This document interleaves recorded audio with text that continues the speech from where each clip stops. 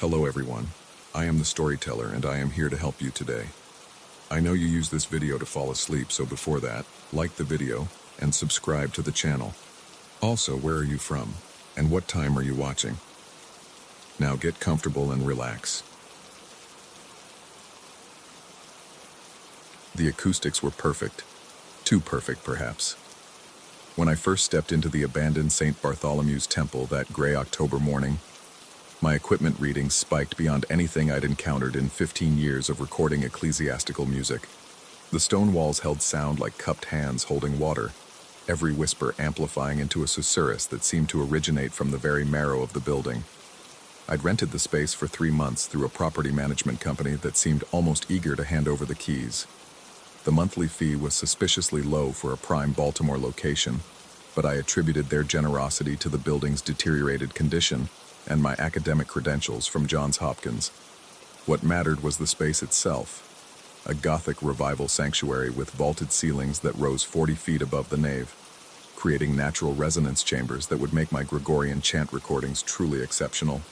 The first week passed without incident. I spent my days positioning microphones throughout the sanctuary, mapping the acoustic sweet spots where centuries of hymns had worn invisible grooves in the air itself. My preliminary recordings captured remarkable depth. The way sound bounced off weathered limestone columns, how it pooled in the transept shadows, the way it climbed the ribbed vaulting like ivy seeking sunlight. But the building felt occupied somehow. Not by people. I would have noticed people. Rather, it possessed the peculiar weight of a space that remembered its purpose. During daylight hours, dust motes danced in colored shafts from the remaining stained glass windows, and I could almost hear the echo of vanished congregations. Almost. The temple had been decommissioned in 1987 after decades of dwindling attendance. The archdiocese sold it to developers who never developed, and it passed through various hands before ending up with the current management company. I researched its history at the Enoch Pratt Library, discovering that St. Bartholomew's had been dedicated in 1903 during Baltimore's Gothic revival boom. The cornerstone ceremony had been particularly elaborate, with the bishop himself wielding a ceremonial hammer to seal the foundation stone. That detail should have warned me. The disturbances began during my second week. I'd grown comfortable working late into the evening, when the building's natural acoustics seemed most pronounced. The first incident occurred around 10 p.m. as I adjusted microphone levels in the chancel. A single, sharp crack echoed through the sanctuary, like wood splitting or stone settling. I paused my work and listened, but the sound didn't repeat. Old buildings make noise, I reasoned. Thermal expansion, structural settling, the complaints of century-old timber and masonry. The crack came again the next night, and the next. Always around 10 p.m., always from somewhere I couldn't quite locate. I began carrying a small digital recorder to capture these anomalous sounds, thinking they might add interesting texture to my Gregorian recordings. But when I played back the audio, I heard only silence. The recorder registered no sound whatsoever during those moments when the crack seemed to split the air around me. This discrepancy troubled me more than I cared to admit. I checked my equipment repeatedly, ran diagnostic tests, even brought in a secondary recording system. Everything functioned perfectly, except during those inexplicable moments when my ears detected sounds that didn't exist on any frequency my instruments could measure. The phenomenon escalated during my third week. The crack had evolved into something heavier, more resonant, not just the sound of settling, the sound of impact, of deliberate force applied to immovable stone, and it had migrated to precisely 3:03 a.m. I started staying overnight to document these disturbances. The building transformed after midnight. Shadows deepened beyond what the sparse lighting should have allowed. The temperature dropped noticeably, though my thermometer readings remained steady. Most unnervingly, the acoustic properties shifted. Sounds that should have echoed naturally seemed to die abruptly, as if absorbed by invisible dampening fields. At 3:03 a.m. exactly, the impact would come. It shook dust from the organ pipes, the massive Kimball instrument that dominated the western gallery, its bronze and pewter ranks tarnished but intact. The sound rattled the remaining stained glass panels, creating a crystalline shimmer that lasted exactly 17 seconds after the initial blow. I timed it obsessively, night after night. 17 seconds, never more or less. But here's what disturbed me most. My equipment registered nothing. The building would shudder around me. Dust would cascade from the vaulted ceiling. The very stones seemed to groan under some tremendous force, and my sensitive microphones detected absolute silence. Either I was losing my mind, or something was happening that existed outside the normal spectrum of recorded sound. I began researching the building's construction history with newfound urgency. The Baltimore Historical Society archives revealed fascinating details about the 1903 dedication ceremony. Bishop Theodore Hartwell had indeed wielded a ceremonial hammer to seal the cornerstone, but the event had been marred by an unusual incident. The bishop's first blow had missed its mark, striking the stone at an odd angle that produced what contemporary accounts described as an unworldly resonance that seemed to echo from the very foundations of time itself. The bishop had struck twice more to properly seat the stone, but witnesses reported that the first, flawed blow continued to reverberate throughout the ceremony. Some claimed it grew louder rather than fading, forcing the dedication service to be cut short when several congregants complained of severe disorientation. That was October 31st, 1903, Halloween night. I calculated backwards from my current observations. If the building had been experiencing these 3:03 a.m. disturbances since its dedication, that meant over 40,000 repetitions of the bishop's misfired hammer blow, 40,000 echoes growing progressively longer, as if each reverberation borrowed a second from some cosmic account that was now coming due. The mathematics were unsettling. At the current rate of elongation, 1 additional second per occurrence, the reverberations would eventually sustain long enough to create standing wave patterns that could literally shake the building apart. The Gothic Revival architects who designed St. Bartholomew's had never considered that their perfect acoustic design might trap sound in temporal loops, that their stone and mortar echo chamber might preserve and amplify a single moment across multiple centuries. During my 4th week, I decided to position myself in the chancel at exactly 3:03 a.m. with my most sensitive equipment. If something was genuinely occurring, I needed to understand its nature. If I was experiencing some form of psychological break triggered by isolation and acoustic overstimulation, I needed to document that as well. The temperature had dropped to an almost uncomfortable level by 3 a.m., though again my instruments showed no change. I sat in the front pew, surrounded by microphones, digital recorders, spectrum analyzers, and sound level meters. The silence was profound. Not the normal quiet of an empty building, but a heavy, expectant silence that seemed to press against my eardrums. At 3:02 a.m. I felt it coming. The air itself seemed to thicken, as if the atmosphere was gathering itself for impact. Every hair on my arms rose. The dust motes floating in my flashlight beam began moving in perfect synchronization, swirling in patterns that defied the building's air currents. At 3:03 a.m., the blow landed. This time, I was prepared for my equipment to register nothing. What I wasn't prepared for was the duration. The reverberations didn't stop at 17 seconds. They continued. 18 seconds, 19, 20. The sound seemed to build rather than fade, reaching a crescendo that made my teeth ache and my vision blur. The stained glass windows rattled in their lead frames. Dust poured from the organ pipes like sand from an hourglass. And still my instruments detected nothing. At 31 seconds, I understood what was happening. The sound wasn't just an echo. It was an accumulation. Each night, the bishop's misfired hammer blow gathered power, borrowed time, extended its reach through the building's perfect acoustic design. The Gothic Revival architects had unknowingly created a temporal resonance chamber, a space where sound could bootstrap itself across decades, gaining strength with each repetition. But understanding the mechanism didn't explain why I could hear it while my equipment couldn't. Unless... The thought that occurred to me during that 31st second of impossible reverberation was both terrifying and absurd. What if the sound wasn't traveling through normal acoustic channels at all? What if it was resonating through something else? Through consciousness itself? Through whatever neural pathways allow human beings to process and interpret vibration as sound? What if I wasn't just observing this phenomenon? What if I was becoming part of it? The reverberation reached 47 seconds before finally fading.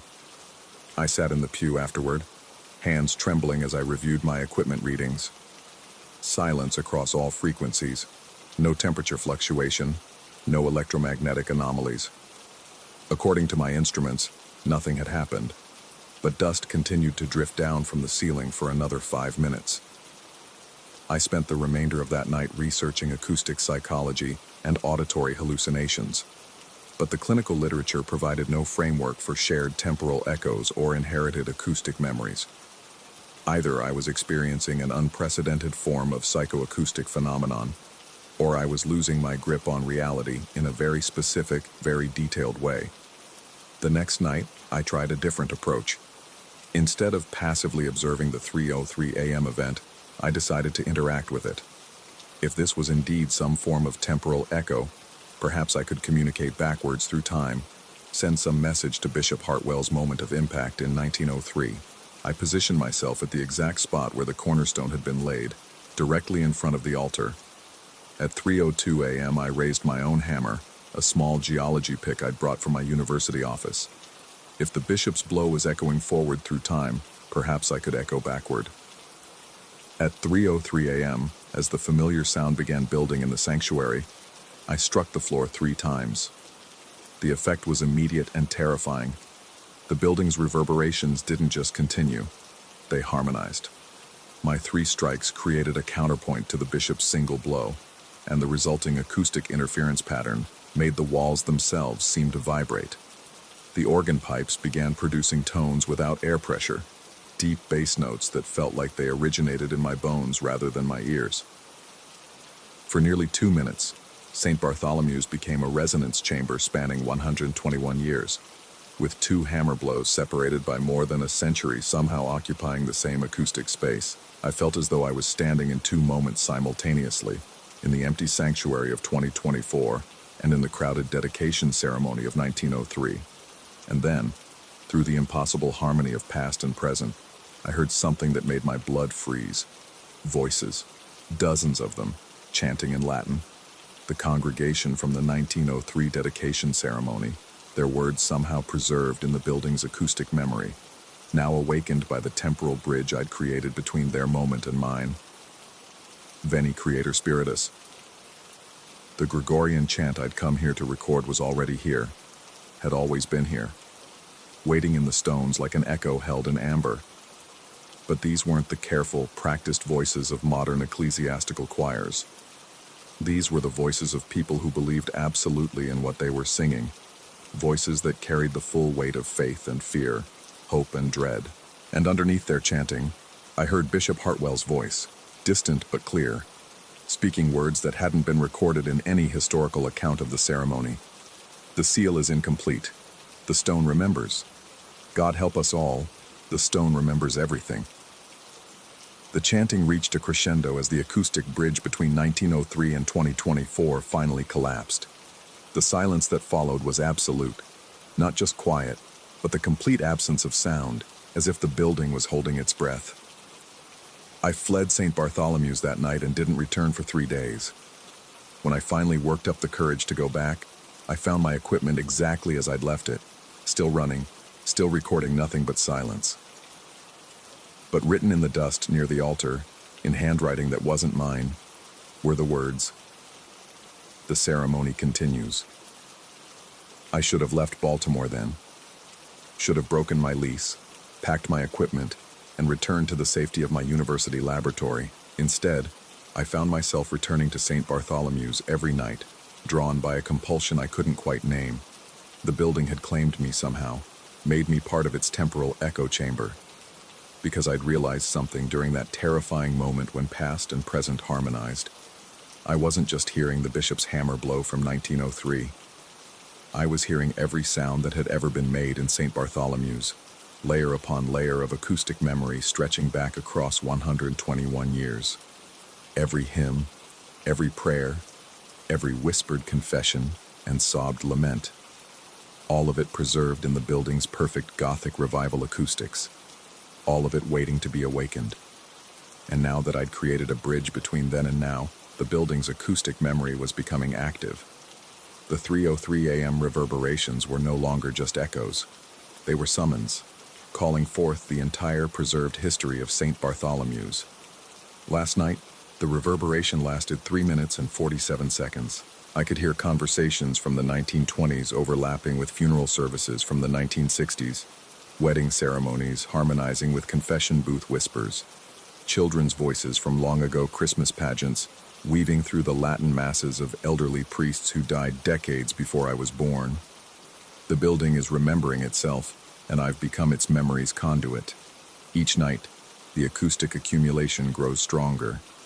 Each night, more of St. Bartholomew's preserved history awakens in the stone and timber and stained glass. I understand now why the property management company was so eager to rent me this space. They knew what St. Bartholomew's had become, a temporal echo chamber where past and present exist simultaneously, where sound doesn't just travel through space, but through time itself. They needed someone here to complete the circuit, to bridge the gap between Bishop Hartwell's unfinished ceremony and whatever conclusion it's been building toward for more than a century. Tomorrow night will be exactly 1 month since I first heard the 3:03 a.m. impact. According to my calculations, the reverberation should last approximately 4 minutes and 12 seconds. Long enough for the entire 1903 dedication ceremony to play out in real time, overlapping with my presence here in 2024. I think Bishop Hartwell is trying to finish what he started. I think the misfired hammer blow was never meant to be the end of the ceremony. It was meant to be the beginning of something else entirely. Something that requires a witness, a participant, someone to stand in the acoustic bridge between then and now, and help complete the dedication ritual that's been suspended in temporal reverb for 121 years. I should be terrified. Part of me is. But another part of me, the part that's been shaped by weeks of exposure to St. Bartholomew's acoustic memory, feels a strange sense of completion approaching, as if I've always been meant to be here, meant to serve as the final resonance in whatever temporal symphony the building has been composing across more than a century. The hammer blows are synchronized now. Bishop Hartwell's from 1903 and mine from 2024, separated by 121 years, but occupying the same acoustic moment. Tomorrow night, when the reverberations reach their calculated maximum duration, we'll either complete the ceremony that was interrupted on Halloween night in 1903, or we'll create an acoustic feedback loop that exists outside of time entirely. I'm not sure which possibility frightens me more, but I know I'll be here at 3:03 a.m. tomorrow night, hammer in hand, ready to help finish what Bishop Hartwell started. Ready to discover whether St. Bartholomew's acoustic memory has been preserving the past or prophesying the future. The building is waiting, the stones are listening, and somewhere in the temporal echo chamber of St. Bartholomew's sanctuary, a century-old hammer blow is still reverberating, still gathering power, still preparing to complete its perfect, impossible impact. The ceremony continues.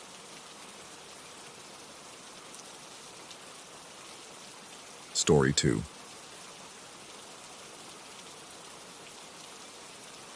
The brass nameplate on the reception desk read, "Whispering Pines Inn, Eastern 1847, but the only whispering I heard that first evening was the wind threading through gaps in the colonial woodwork. I'd chosen this place for its isolation. 3 days between appointments meant I could finally catch up on veterinary journals without the constant buzz of highway traffic. What I hadn't expected was how the silence itself would become a living thing, pressing against my eardrums with an almost physical weight. The innkeeper, a rail-thin man with prematurely gray hair, had been apologetic about the accommodations. Most rooms were undergoing restoration, he'd explained while fumbling with an oversized keyring. Only the third-floor corner room remained available, accessible via a narrow staircase that groaned like old bones under my weight. The floorboards in the hallway seemed to exhale dust with each step, and the faded floral wallpaper peeled at the corners like dried skin. My room smelled of lemon oil and something else, something organic that I couldn't quite place. Years of working with animals had sharpened my sense of smell beyond what most people considered normal. But this particular scent lingered just outside the range of identification. It reminded me of the way certain dogs smelled after extended illness. That sweet, sick combination of medicine and resignation. That first night passed without incident, though I found myself startling awake multiple times. convinced I'd heard footsteps in the corridor outside. Each time I checked my watch, 2:17 a.m., 3:43 a.m., 4:58 a.m., but when I pressed my ear to the door, only silence greeted me. The inn felt abandoned, though the innkeeper had mentioned other guests during check-in. The second morning brought my first real encounter with the phenomenon that would consume the next 48 hours of my life. I was reviewing case notes over breakfast when I noticed it, a single tuft of golden fur clinging to the hem of my jacket. Fine, silky strands that caught the morning light streaming through the dining room window. I plucked it carefully, rolling it between my fingers. The texture felt familiar. Retriever fur, maybe golden retriever or yellow lab. But I hadn't treated either breed in weeks, and certainly not since arriving at the inn. The dining room was empty except for me, and had been since I'd come downstairs 20 minutes earlier. The innkeeper had left coffee and pastries on a side table with a note explaining he'd stepped out on errands. I examined the fur more closely, holding it up to the window. Healthy coat, no signs of parasites or nutritional deficiency. Whatever animal this came from was well cared for. I tucked the fur into my pocket and returned to my notes, but concentration proved impossible. Every few minutes my attention drifted to the pocket containing that golden strand, and I found myself unconsciously patting it like a talisman. The rational part of my mind, the veterinarian trained to observe and diagnose, insisted on a logical explanation. Perhaps a previous guest had brought a service animal, and housekeeping had missed removing all traces. Perhaps the fur had transferred from my own clothing after contact with a patient days earlier, but logic felt thin in that place, stretched gossamer tight over something more substantial lurking beneath. The first clear sound came that afternoon, while I dozed in an armchair near my room's window. A soft, rhythmic jingling, like tags on a collar. I'd been drifting in that liminal space between waking and sleeping when the sound pulled me fully alert. My eyes snapped open, and I held my breath, listening. The jingling moved along the corridor outside my door, not hurried, but purposeful, each step accompanied by the gentle percussion of metal against metal. I approached the door carefully, avoiding the floorboards I'd learned would creak.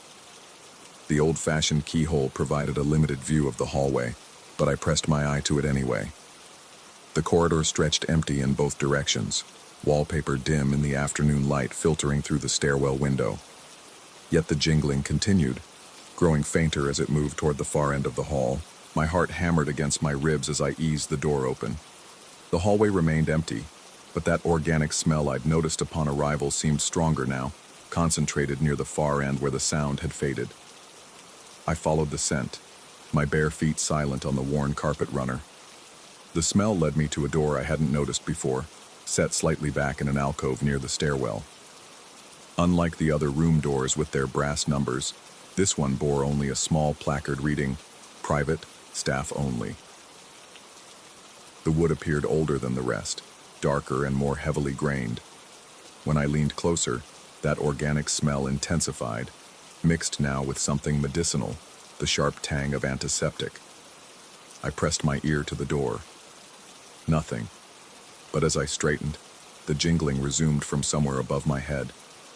I looked up to see the hallway's pendant light swaying gently, its chain creating tiny metallic sounds as the links brushed together. Then the next light down the corridor began moving, and the next, as if something were passing just above the ceiling, disturbing the fixtures in sequence. The pattern continued to the end of the hallway and stopped at the private door. The last light swayed for several seconds more before settling into stillness. In the silence that followed, I could swear I heard scratching from behind the door. Not frantic, but deliberate. The kind of sound a dog makes when it wants attention.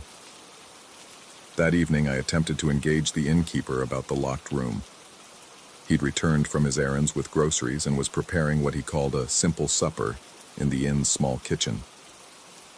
I offered to help, thinking conversation might flow more naturally while we worked. He accepted my offer with visible relief, admitting that managing the inn alone had become more challenging lately. As we chopped vegetables and seasoned a pot roast, I gradually steered the conversation toward the inn's history. He spoke freely about the building's colonial origins, its various incarnations as a private home, boarding house, and finally in. But when I mentioned the locked door on my floor, his demeanor shifted. The knife in his hand stilled, and he stared at the cutting board for a long moment before resuming his work with forced casualness. He explained that the room hadn't been used for guest accommodation in several years due to ongoing restoration issues. Structural problems, he said. Nothing unsafe, but not suitable for paying customers. I pressed gently about when the room was last occupied, and his answers became increasingly vague. Eventually, he changed the subject entirely, asking about my veterinary practice and the animals I treated, but I noticed his hands trembling slightly as he transferred vegetables to the roasting pan. During dinner, eaten in the same silent dining room where I'd found the fur that morning, I tried once more to broach the subject. This time, the innkeeper's response carried an edge of irritation. Some guests, he said, became overly curious about areas of the inn that didn't concern them. The best policy was to focus on the accommodations provided rather than those that weren't. The rebuke was gentle but unmistakable, and I let the matter drop.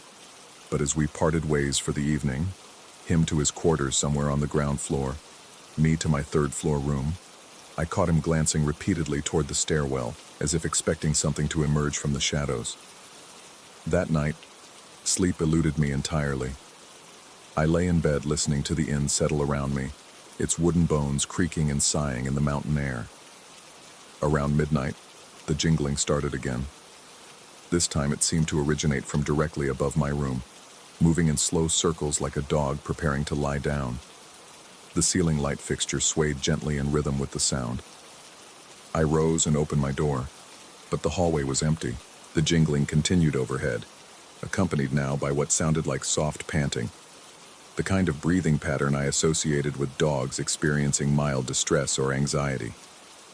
The sounds moved along the ceiling toward the locked room, where they ceased abruptly. Unable to resist, I crept down the hallway to the private door. The organic smell was overwhelming now, and underneath it I detected something else. The unmistakable odor of old urine and feces, not fresh, but embedded in fabric or wood, the way smells linger in spaces where sick animals have spent extended time. As I stood there, breathing through my mouth to minimize the assault on my senses, I heard new sounds from behind the door. Soft shuffling, like something moving restlessly on bedding. Then a sound that stopped my heart entirely. A low, mournful whine. The whine carried all the desperation of an animal in pain, the particular quality that every veterinarian learns to recognize, the plea for relief that transcends species barriers. It was the sound of suffering made audible, and it triggered every professional instinct I possessed. Without thinking, I tried the door handle.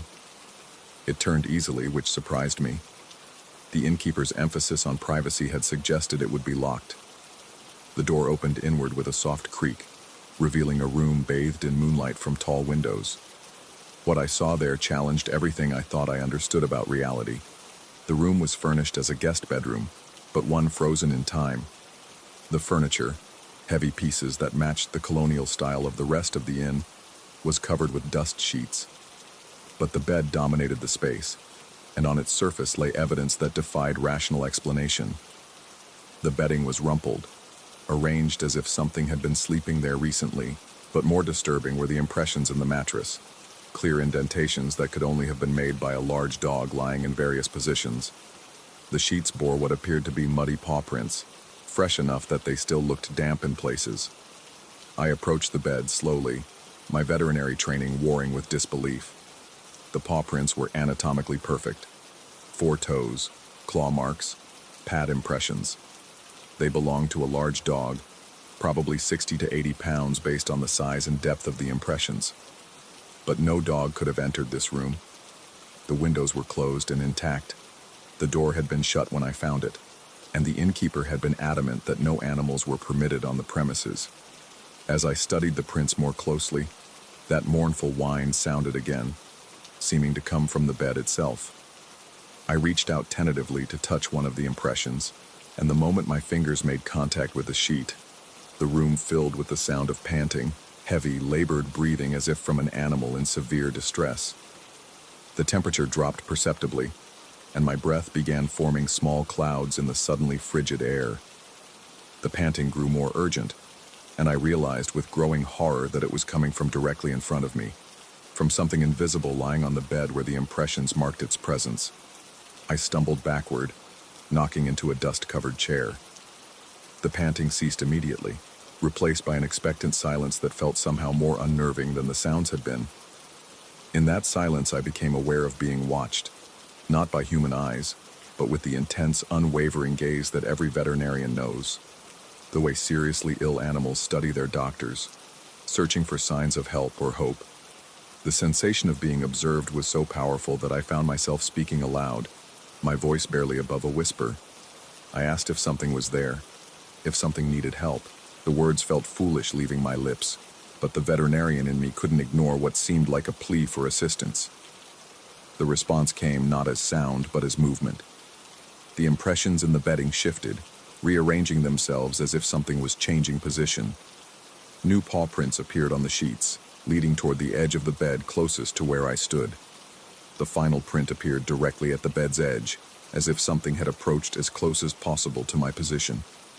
My rational mind screamed that this was impossible, that I was experiencing some form of breakdown brought on by stress and isolation. But my professional instincts, honed by years of reading animal behavior and responding to nonverbal cues, recognized something familiar in the pattern of these manifestations. The approaching movement, the expectant silence, the sense of being studied. It all corresponded to the behavior of an animal seeking veterinary attention. I found myself responding as I would to any distressed animal, speaking in the calm, reassuring tones that I used to comfort frightened patients. I explained who I was, that I was a veterinarian, that I wanted to help if help was needed. The absurdity of holding a conversation with empty air didn't escape me, but something about the room's atmosphere demanded acknowledgement of the presence I couldn't see. As I spoke, more paw prints appeared on the sheets, and the bed sagged under invisible weight. The impression of a large body took shape, curled in the classic position of a dog in pain, legs drawn up, head lowered. The image was so clear in the pattern of disturbed bedding that I could almost see the animal itself. And then I did see it, or thought I did. For just a moment, moonlight seemed to catch on something golden at the head of the bed. The suggestion of a muzzle, perhaps, or the curve of floppy ears. But when I focused directly on the spot, nothing was there, only the continuing impression of weight on the mattress and the unmistakable sense of expectation. I remained in that room for what felt like hours, though my watch insisted only 20 minutes had passed when I finally emerged. During that time, the invisible presence had moved repeatedly, always maintaining proximity to my position, always seeming to await some form of intervention I couldn't provide. The paw prints multiplied on the sheets until the bedding looked like a tracking ground, and the smell of antiseptic grew so strong that my eyes watered. When I finally retreated to my own room, I was shaking from more than the cold. The encounter had violated every natural law I understood, yet felt more real than most of my daily experiences. Something in that room was seeking help with the desperate persistence that characterized severely ill animals, and I was apparently the only one who could perceive its distress. The rest of that night passed in restless contemplation. I sat by my window, staring out at the dark mountains and trying to process what I'd experienced. By morning, I'd convinced myself that exhaustion and professional stress had combined to create an elaborate hallucination. The locked room, when I checked it at first light, showed no signs of disturbance. The bedding lay smooth and undisturbed, the dust covers remained in place, and the air smelled only of age and disuse. But when I returned to my room, I found another tuft of golden fur on my pillow. My final day at the inn passed in mounting tension. Every sound seemed amplified, every shadow potentially significant. The innkeeper avoided me, disappearing for hours at a time and responding to my few attempts at conversation with obvious discomfort. I began to suspect he knew exactly what I'd encountered, and his knowledge carried the weight of secrets too heavy for casual sharing. As evening approached, I made a decision that my rational mind immediately opposed. I would return to the locked room and attempt to provide whatever assistance the presence seemed to be seeking. If the experience was purely psychological, confronting it directly might break the cycle.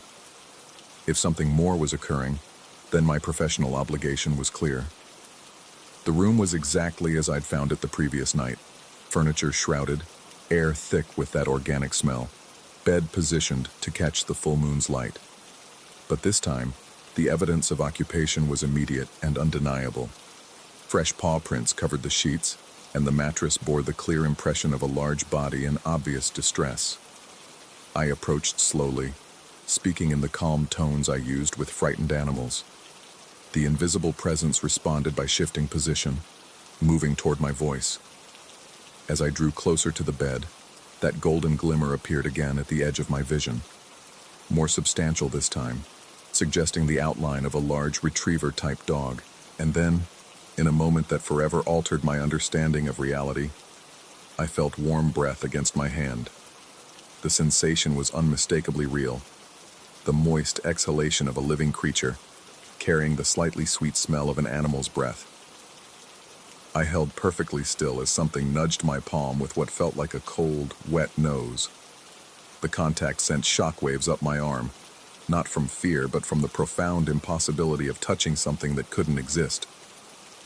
My veterinary training took over then, pushing aside disbelief in favor of response. If something was seeking my help, I would provide it. I began a verbal examination, describing what I would normally do during a checkup while my hands moved through empty air above the bed. To my amazement, I encountered resistance, the suggestion of a warm, furry body beneath my palms.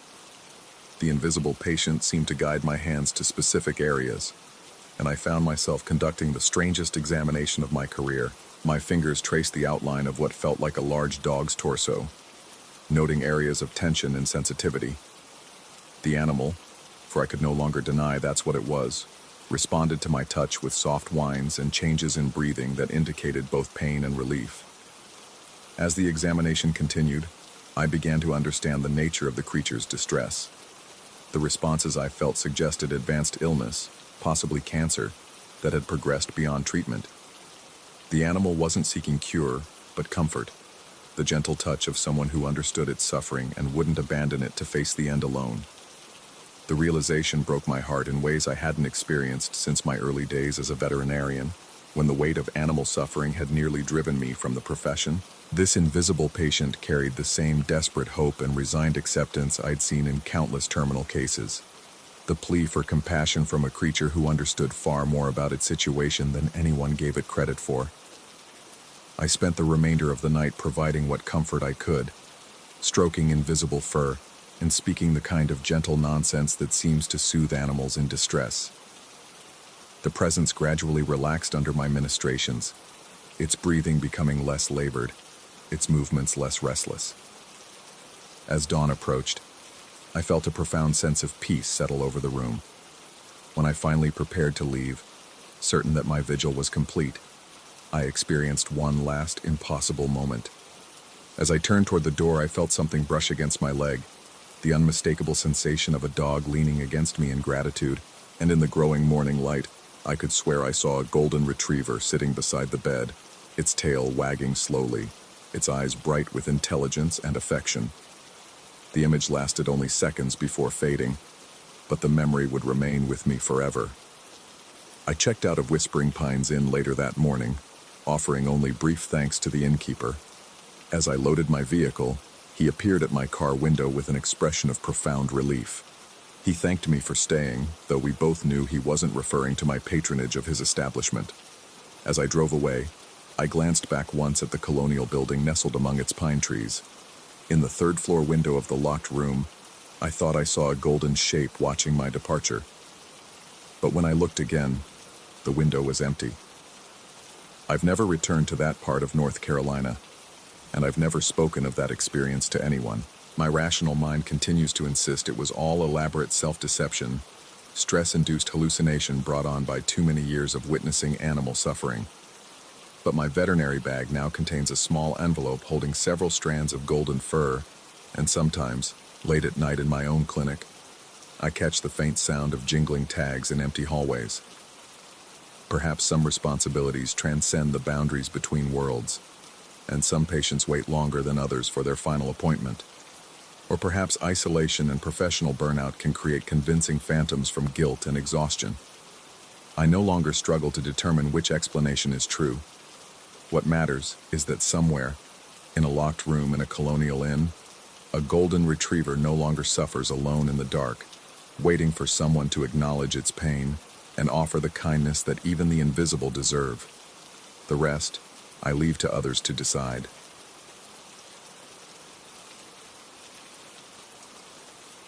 Story 3.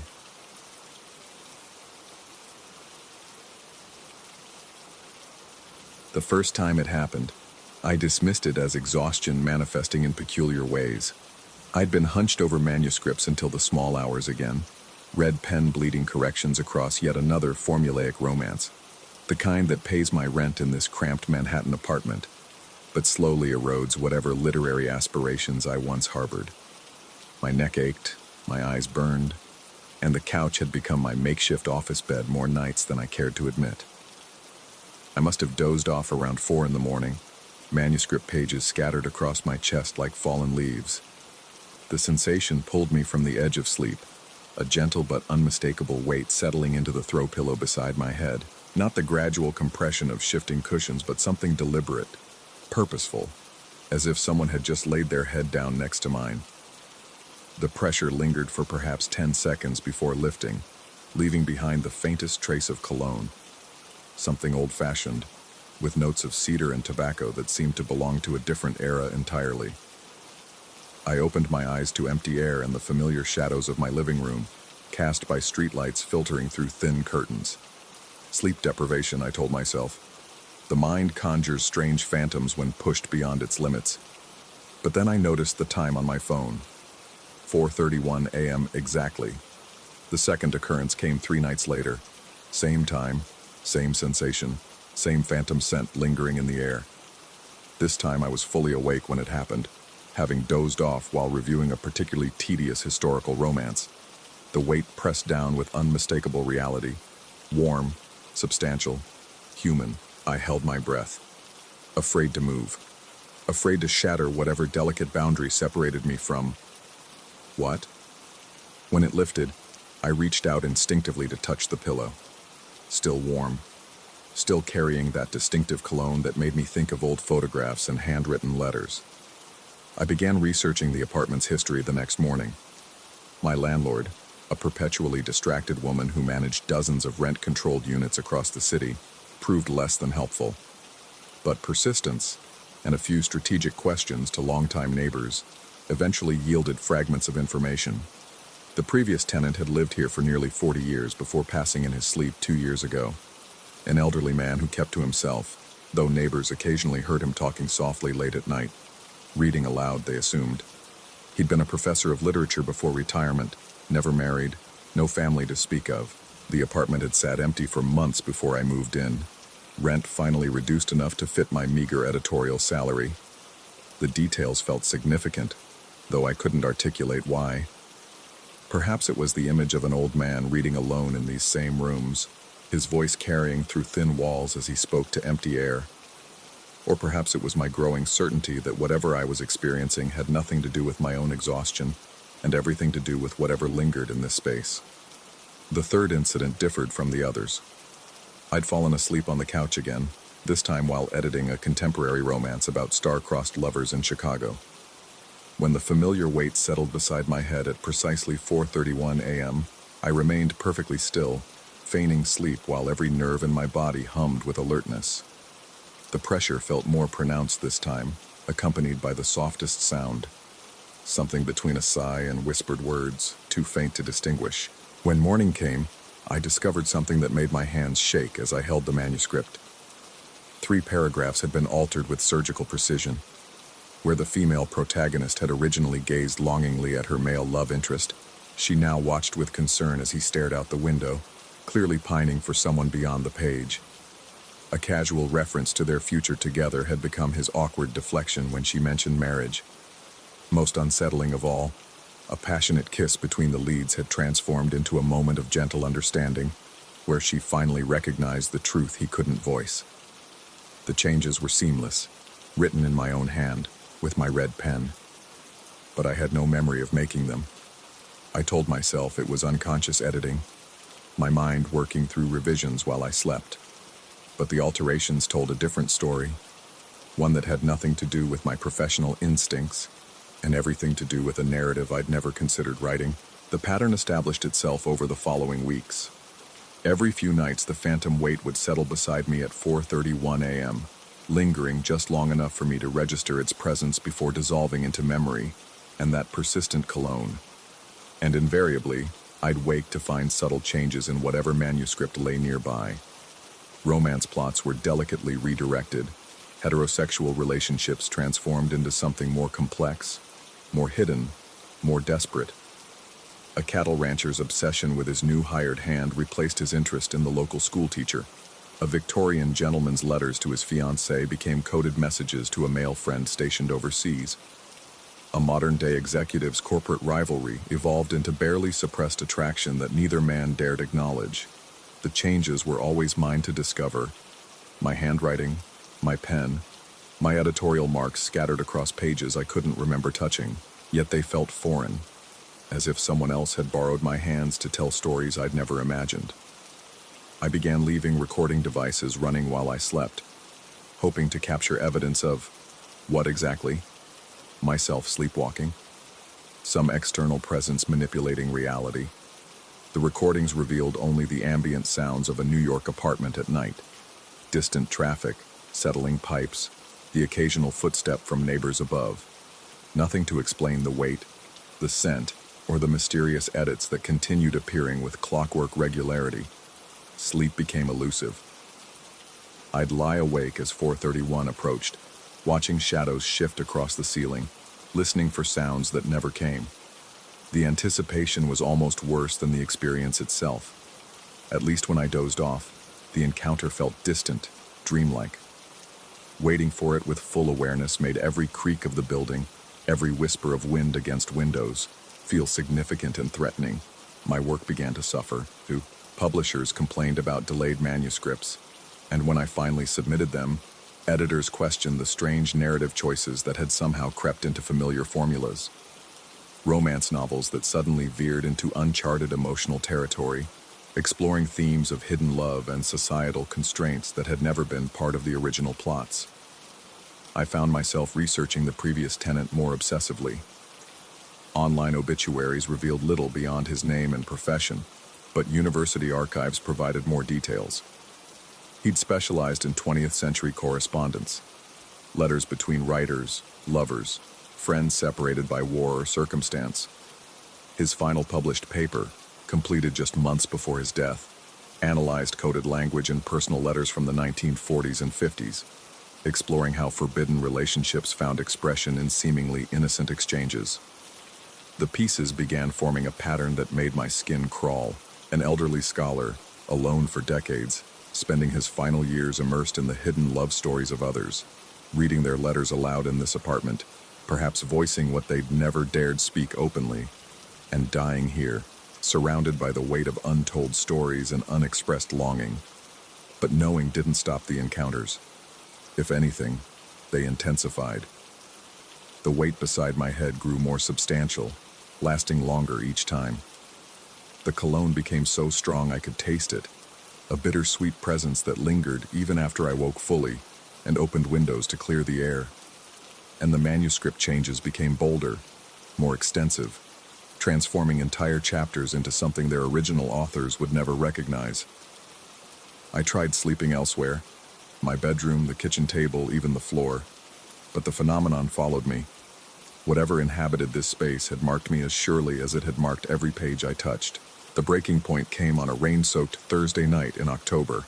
I'd been working on a particularly insipid romance about a wedding planner and a small-town mayor, the kind of saccharine plot that usually left me feeling professionally hollow.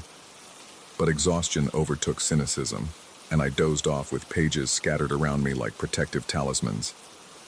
The weight settled beside me with unprecedented heaviness, accompanied by the strongest wave of cologne yet. But this time, I heard something more than a whisper.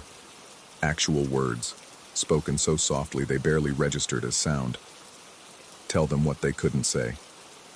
I jolted awake, heart hammering, to find the living room exactly as I'd left it. But the manuscript beside me had been transformed beyond recognition.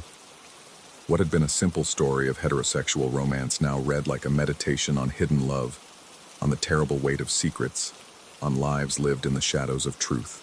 The wedding planner still loved someone deeply, but that someone was no longer the mayor. The small town's constraints hadn't changed, but they now pressed against something far more desperate and dangerous than simple courtship. The writing was still mine, but the soul behind it belonged to someone else entirely. I spent the following day researching more frantically than ever, scouring university databases and personal archives. What I found made everything worse. The previous tenant hadn't lived alone by choice.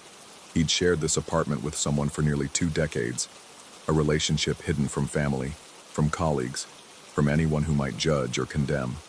His partner had died first, leaving him to spend his final 20 years surrounded by memories and letters, reading aloud the words of other people's secret loves, because his own could never be spoken publicly. And now, somehow, that need for expression had found a new voice. My voice. My hands. My editorial expertise serving as a conduit for stories that had been buried with their authors. The realization should have terrified me. Instead, I felt an odd sense of purpose settling over me like that phantom weight. These weren't random hauntings or products of my deteriorating mental state. They were collaborations. The previous tenant, whatever remained of him in this space, was working through me to give voice to the loves that couldn't be spoken, the relationships that existed only in coded language and stolen moments. I stopped fighting the process. When 4:31 a.m. approached, I made myself available. Manuscripts spread around me, red pen in hand, mind open to whatever needed to be expressed. The encounters became less jarring and more purposeful, as if we'd found a rhythm that served us both. The cologne still came with each visitation, but it no longer seemed intrusive. It was a signature, a calling card, a reminder that I was no longer editing alone. The weight beside my head became as familiar as my own reflection, a presence I'd learned to anticipate and accept. And the manuscripts, they became something extraordinary. Romance novels transformed into complex explorations of hidden identity and forbidden love. Stories that had never been told in mainstream publishing found their way onto pages destined for suburban bookstores and airport newsstands. Coded messages of acceptance and understanding, wrapped in commercially viable packaging. My publishers noticed the change in quality, even if they couldn't identify its source. Advance orders increased. Reader reviews praised the emotional depth of stories that had once been formulaic dreck. I was developing a reputation for finding the humanity in commercial fiction, for drawing out themes that resonated with readers hungry for representation they'd never expected to find in grocery store romance racks. But success brought its own complications. The more I embraced the collaborative process, the harder it became to distinguish between my own thoughts and the influences that guided my red pen. During daylight hours, working on manuscripts I'd edited in those liminal moments before dawn, I'd discover passages that felt both familiar and foreign. My handwriting, my editorial choices, but expressing perspectives and experiences that weren't quite my own. I began questioning everything. Which thoughts were mine? Which impulses belonged to the presence that visited me each night? Was I losing myself in this strange partnership, or finding parts of myself I'd never known existed? The apartment felt different too. What had once been a simple rental now carried the weight of decades-old conversations, of words spoken in whispers and secrets shared in darkness. I'd catch myself talking aloud while working, as if continuing discussions that had started long before I moved in. The previous tenant's books, left behind and never removed, seemed to shift positions on their own, marked passages appearing and disappearing like messages written in disappearing ink.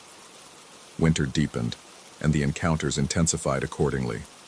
The phantom weight lasted longer, sometimes remaining pressed against the pillow for minutes, rather than seconds. The cologne grew so strong that I stopped noticing it, as if it had become part of the apartment's natural atmosphere. And the manuscript changes became so extensive that I was essentially co-authoring every book I edited, guided by influences I could sense but never fully comprehend. On the coldest night of the year, with snow muffling the city's sounds and creating an almost supernatural quiet, something shifted in our arrangement. I dozed off while editing a particularly conventional romance, one so formulaic it could have been generated by algorithm. But when the familiar weight settled beside me at 4:31 a.m., it was accompanied by something new, the distinct sensation of another hand covering mine as I held my pen. Together, we rewrote the entire manuscript. What had been a predictable story of heterosexual romance became something revolutionary, a tale of two men finding each other across decades of denial and fear, their love expressed in code words and careful gestures, their relationship existing in the spaces between what could be spoken aloud. It was beautiful, heartbreaking, and absolutely unmarketable in its original form. But it was also true, truer than anything I'd written in my own name. When morning came, I stared at the transformed pages and realized I could no longer tell where my influence ended and the collaboration began.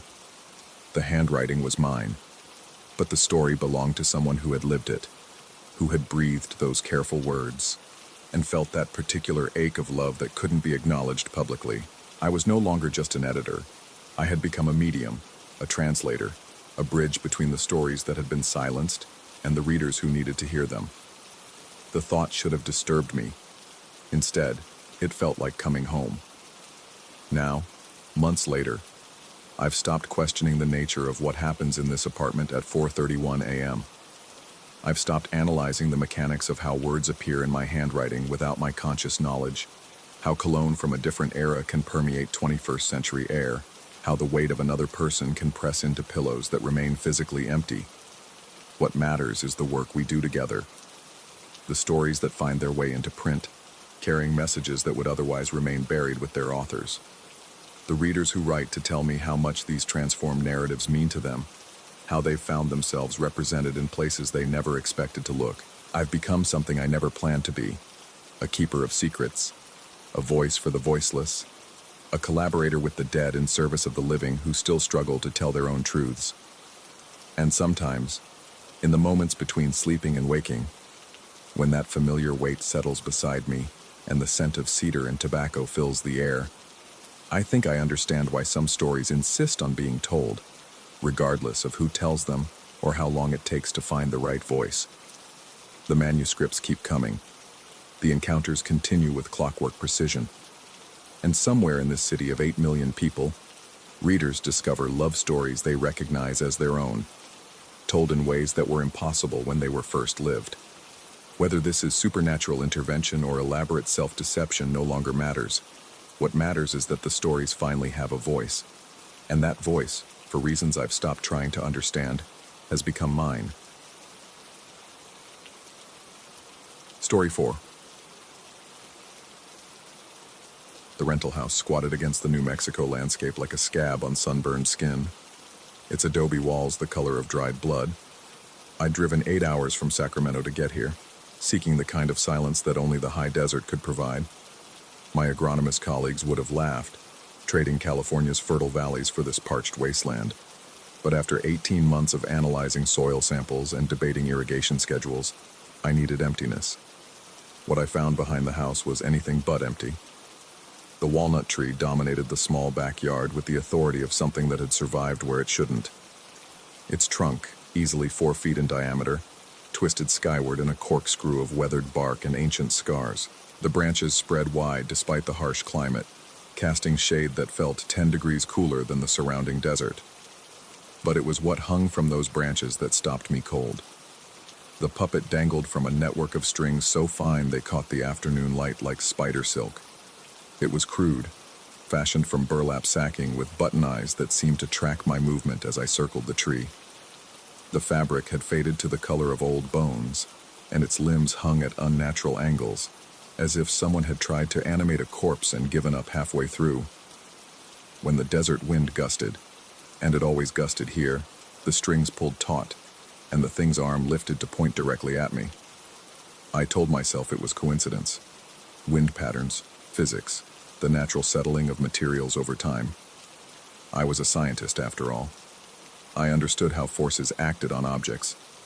But as I moved around the tree's circumference, That burlap finger followed me with mechanical precision. North, south, east, west.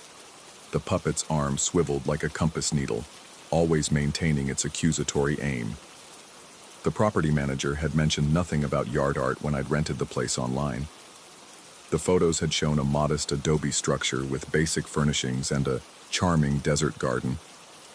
There'd been no mention of the tree, let alone its macabre decoration. I made a mental note to ask about it when I called to report the broken air conditioning unit. That first night, I heard the tree. I'd been living in apartments for so long that the profound silence of the desert had kept me awake. No traffic, no neighbors, no urban hum, just the vast emptiness that pressed against the windows like a living thing. I'd finally drifted off around 2 a.m. when a sound pulled me back to consciousness. It was a creaking, groaning noise, like old wood under stress. But not random creaking, rhythmic, purposeful, almost like breathing. I lay in the unfamiliar bed, listening. The sound came from outside, from the direction of the backyard. Through the thin walls, I could hear the scrape of something against the house's exterior. Probably a branch, I reasoned. Desert winds could be fierce even at night. Trees often scraped against buildings. But when I finally worked up the courage to peer through the bedroom blinds, what I saw made my breath catch in my throat. The strings had grown. What had been perhaps 10 feet of fine cord during the day now stretched across the entire yard, reaching from the tree's branches all the way to the house. They lay against the ground like luminous serpents, glowing faintly in the starlight.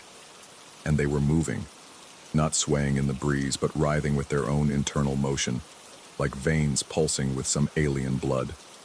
I blinked hard, rubbed my eyes, looked again. Just strings. Ordinary strings, casting ordinary shadows in the uncertain light. My mind, clearly still adjusting to the isolation and altitude, was playing tricks on me. Stress, fatigue, the disorientation of a new environment. All perfectly reasonable explanations for a moment of visual confusion. The next morning, I examined the tree more carefully. The strings were normal length again, perhaps 12 feet from the highest branches to the puppet's feet. I measured them with my eyes, then with actual steps, confirming their dimensions with the methodical approach that had served me well in soil analysis. 12 feet, 6 inches, give or take. I noticed other things too. The tree's roots were extensive, creating a network of raised ridges that spread far beyond the canopy. Some of these root highways ran directly toward the house, disappearing beneath the foundation. Not unusual for a mature tree. Roots often extended twice as far as the visible branches, but these seemed more pronounced, more intentional, like the fingers of a buried hand reaching for something just out of grasp. The puppet's position had changed as well. It now faced the house directly, even in still air. During my inspection, a dust devil spun across the yard, and I watched the strings dance, but the puppet's orientation remained fixed. Its button eyes stared at the building with unwavering focus, as if it could see through the walls to where I stood. I decided to document everything. If I was losing my mind, at least I'd have evidence of the progression. I photographed the tree from multiple angles, measured the string lengths with a tape measure, and sketched the root patterns in a notebook I'd brought for recording local flora. The act of applying scientific method to the situation helped calm my nerves. Whatever was happening here, it could be observed, measured, and understood. But that evening, the measurements changed. My careful documentation showed strings that were now 15 feet long, despite having been 12 that morning. The puppet hung lower, closer to the ground, as if the cords had stretched under their own weight. More disturbing, the photographs revealed details I hadn't noticed with my naked eye. The button eyes weren't buttons at all, but small mirrors that reflected the camera flash in ways that suggested depth, dimension, intelligence. Sleep became elusive. Every night, the creaking began around midnight, building to a crescendo near dawn. The sound was hypnotic, almost musical, a wooden symphony that seemed to emanate not just from the tree, but from the earth itself.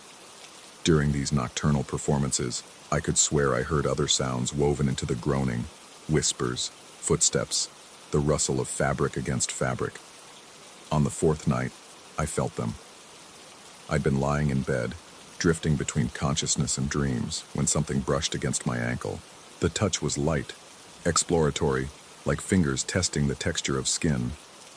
I jerked awake and fumbled for the bedside lamp, but in the sudden glare, I saw nothing. My feet were bare, the covers undisturbed, but the sensation lingered, a phantom caress that made my skin crawl. I checked the windows, locked, the doors, secured. No way for anything to enter the house without my knowledge. Yet as I settled back into bed, I felt it again, a delicate pressure around my ankle, as if something were being gently knotted there. Morning brought revelation and fresh terror. When I pulled on my socks, I discovered a thin red mark circling my left ankle, not a cut or bruise, but an impression, like the mark left by a tight band. The skin was slightly raised, following a perfect circumference that suggested something had indeed been wrapped around my leg during the night. I ran outside to examine the tree, and my worst fears crystallized into certainty. The strings now reached the house. They lay across the yard in a complex web, no longer contained within the tree's natural sphere, but extending like neural pathways toward the building. Some disappeared under the foundation, others snaked up the exterior walls to probe at windows and doors. The puppet itself hung at eye level now, close enough to touch, its mirrored eyes reflecting my horrified face in infinite regression. But it was the knots that truly unnerved me. The tree's trunk was covered in them, bulbous growths that protruded from the bark like wooden tumors. They hadn't been there before, I was certain of it. Each knot was roughly the size of my fist, and they pulsed with a subtle rhythm that matched my heartbeat. When I pressed my hand against one, it felt warm, yielding, almost organic. I had to end this.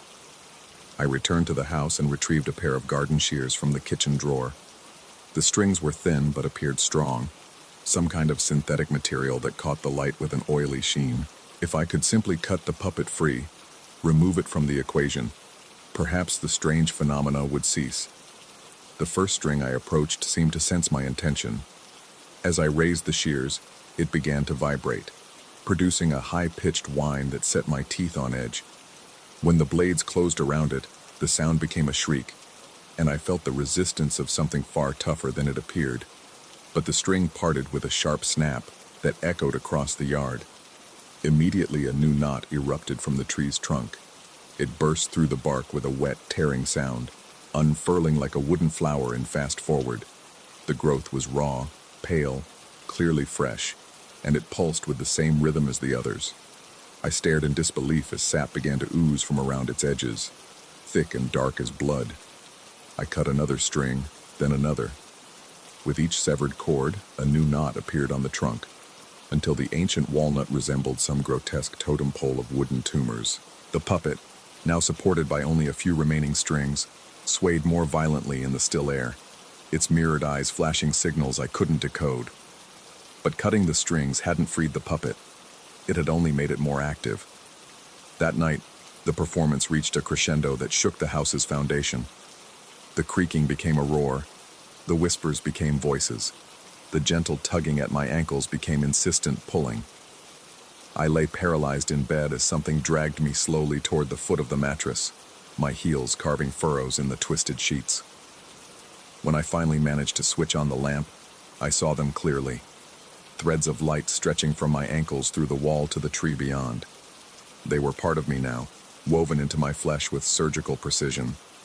And as I watched in horror, they began to glow more brightly, pulsing with my terrified heartbeat. The puppet wanted a new body. The tree needed sustenance for the dry season ahead, and I, in my scientific arrogance, had volunteered myself for the role by refusing to understand what should have been obvious from the beginning. I am not dead. Death would be simpler. I am becoming something else, something that serves the tree's ancient hunger. During the day, I maintain the illusion of humanity. I eat, I shower, I pretend to work on my laptop. But at night I feel the pull more strongly, the gradual transformation of flesh into fiber, of muscle into string. The knots on the tree have begun to resemble faces. My face, repeated in dozens of expressions of wooden anguish. Soon, I suspect, there will be no distinction between the puppet and its operator, between the tree and its guardian. I write this as my final act of human consciousness, though I'm no longer certain where my thoughts end and the trees begin. If you're reading this, it means someone found the rental house, perhaps drawn by the same promise of solitude that brought me here. The property manager will tell you nothing about the yard art. The photos will show only a charming desert garden. But when you see the walnut tree with its gentle puppet swaying in the evening breeze, remember this: some hungers are older than human understanding, and some partnerships require more than we're willing to give. The strings are beautiful when they catch the light. They pulse with such purpose, such ancient wisdom. And when they wrap around your ankles in the darkness, their touch is almost tender, almost like coming home.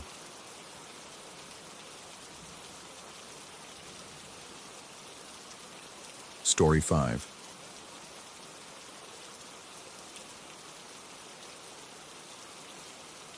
The fluorescent lights hummed their mechanical lullaby as I pushed my cart through the stacks of Caldwell Hall's East Wing. 3 months into this job, and the university library still felt like a labyrinth designed by someone with a peculiar sense of humor. Every corridor looked identical, every shelf stretched into shadows that seemed to shift when I wasn't looking directly at them. The day shift librarians had mentioned the restricted section in passing, always with that particular tone people use when discussing something they'd rather forget. Located in the building's oldest wing, it housed materials that didn't quite fit the standard classification system. Books donated by eccentric alumni, private collections with questionable provenance, volumes that made the acquisition committee uncomfortable but were too valuable to discard. I'd avoided it for weeks, but curiosity has always been my weakness. Tonight, with the building empty, except for the distant whisper of the heating system, I finally decided to investigate. The restricted section occupied the entire 7th floor, accessible only by a service elevator that wheezed and groaned like something dying. The doors opened onto a space that felt different from the rest of the building, older, heavier with the weight of accumulated secrets. The air tasted metallic, as if it had been recycling through these rooms for decades, without ever touching the outside world. Most of the books appeared normal at first glance. Leather bindings, faded gold lettering, the usual academic detritus. But as I moved deeper into the collection, I began to notice the anomalies. Entire shelves of volumes whose spines bore no text at all, only symbols carved directly into the leather. Not printed or embossed, but carved with something sharp enough to bite deep into the material. The symbols defied classification. Some resembled mathematical equations, twisted into impossible configurations. Others looked like anatomical diagrams of organs that didn't belong to any creature I recognized. A few appeared to shift and writhe in my peripheral vision, though they remained perfectly still when I looked directly at them. I should have left then, should have returned to my familiar routine of checking out overdue notices and reshelving returned books. Instead, I pulled one of the symbol-covered volumes from the shelf. The moment my fingers touched the spine, the temperature dropped 20 degrees. My breath formed clouds in the suddenly frigid air, and somewhere in the distance I heard what sounded like whispers in a language that predated human speech.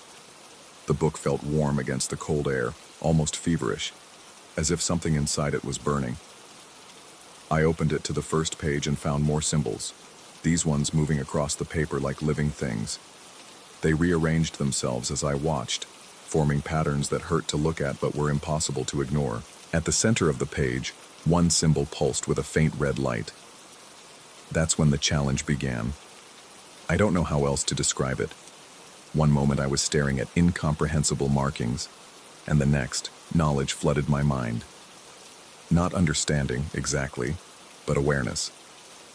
I knew, with absolute certainty, that these symbols had names, that they could be pronounced, and that pronouncing them would accomplish something specific, though what that something was remained frustratingly unclear. The rational part of my mind screamed warnings. This was exactly the kind of situation that ended badly in every horror story I'd ever read. But rationality had never been my strong suit, especially when faced with a mystery this compelling. I cleared my throat and attempted to pronounce the first symbol. The sound that emerged was unlike anything human vocal cords should produce. It started as a whisper, but grew into something that seemed to come from the walls themselves. a resonance that made my teeth ache and my vision blur. The moment the sound died, every light in the east wing went out. 7 seconds of absolute darkness. I counted them, my heart hammering against my ribs, my hands gripping the book so tightly that my knuckles cracked. During those 7 seconds, I heard movement. Footsteps that didn't quite sound like feet touching the floor, a rustling like fabric dragging across carpet, and underneath it all, breathing that came from multiple sources, surrounding me in the darkness. When the lights returned, I was no longer alone. At the far end of the aisle, barely visible between the towering shelves, stood a figure bathed in red light that seemed to emanate from its own form. It was roughly human-shaped, but wrong in ways that made my eyes water when I tried to focus on the details. Too tall, joints bending in directions that violated basic anatomy, features that shifted and blurred as if seen through heated air. It stood perfectly still, watching me, waiting. I stumbled backward, nearly dropping the book, my rational mind finally asserting itself with a stream of panic-fueled logic. Hallucination, sleep deprivation, carbon monoxide leak. Anything but the alternative my hindbrain was screaming at me to accept. But when I blinked, the figure remained.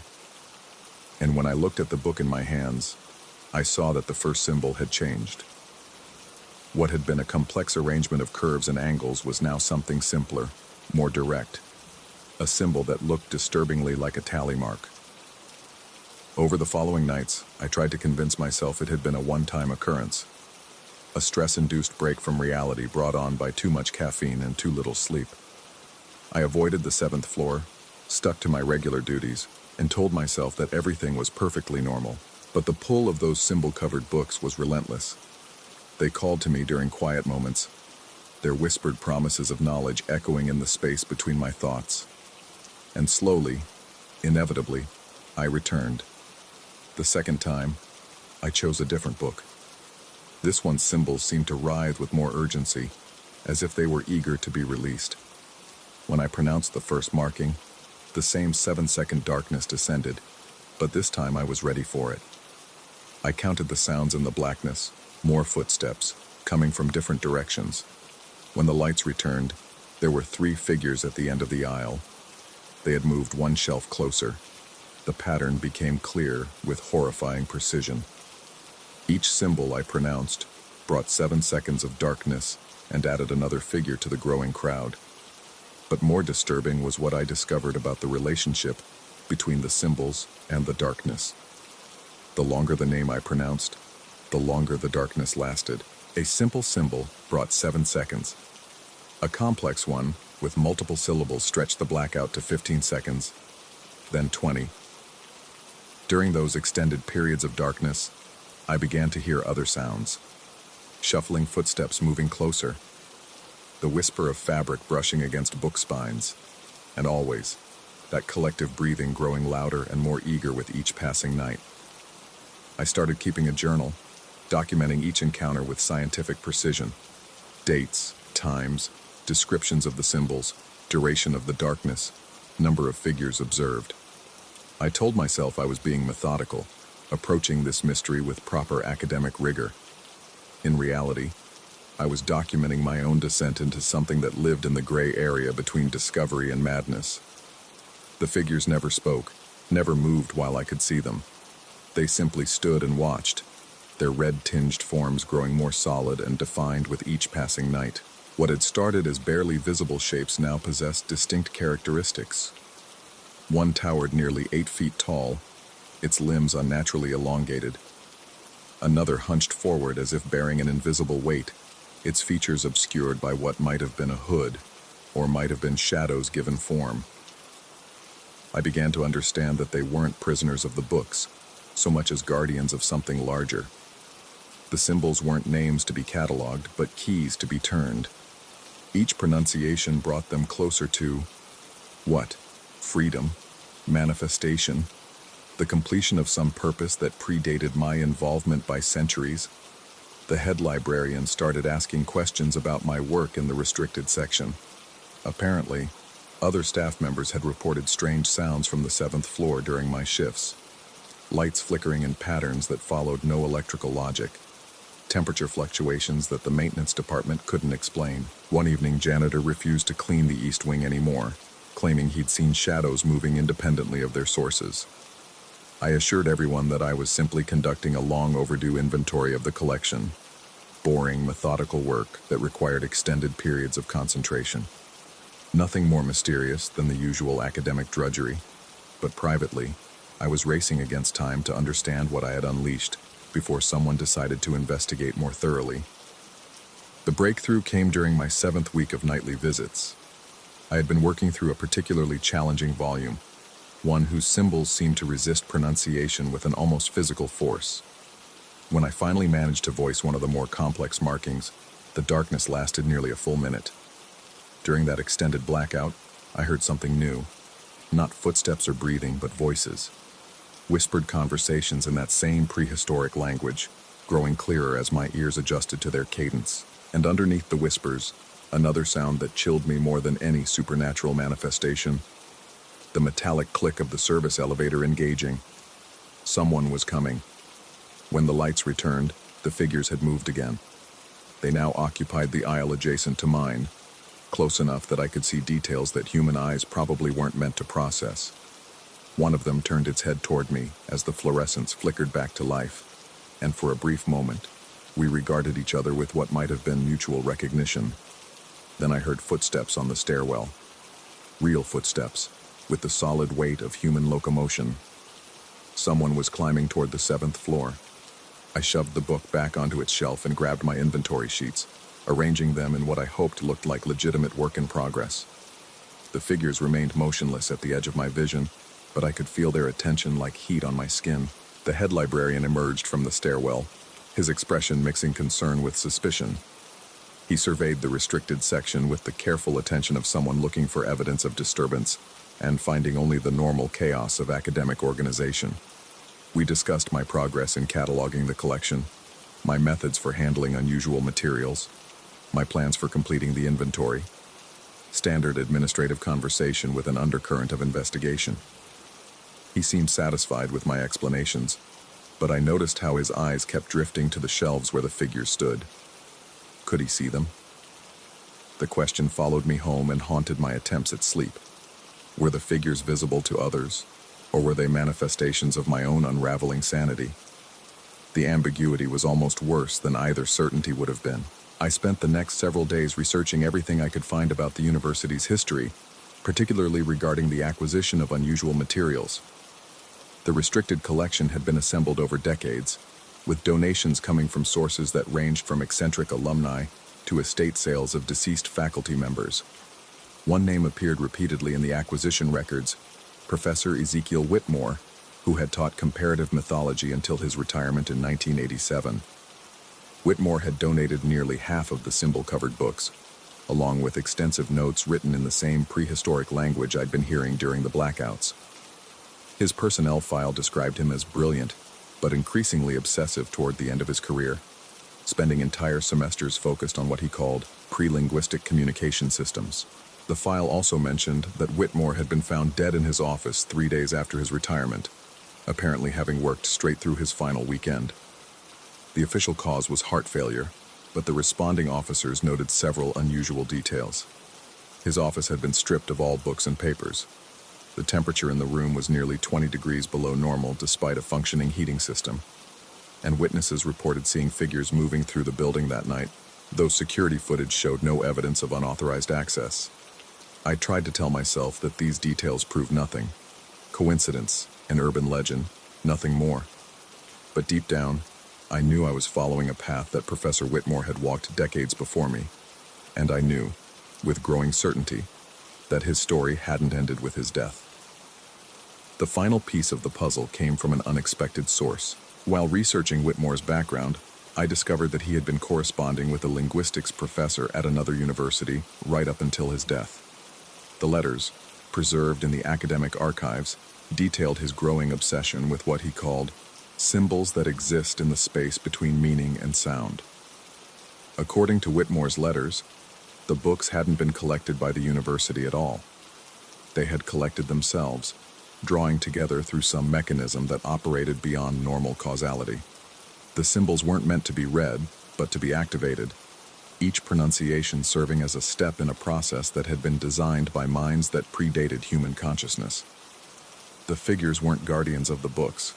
They were the books, transformed by centuries of accumulated intention into something that existed partially in our reality and partially in spaces that human language couldn't adequately describe. Each time someone pronounced their symbols, they gained substance in our world while losing cohesion in their own. The process was irreversible, and its completion would allow them to exist fully in both states simultaneously. Whitmore's final letter, dated 3 days before his death, was a single sentence. "They are almost ready, and I am finally beginning to understand the true nature of the choice I have made." I stopped going to the 7th floor after reading that letter.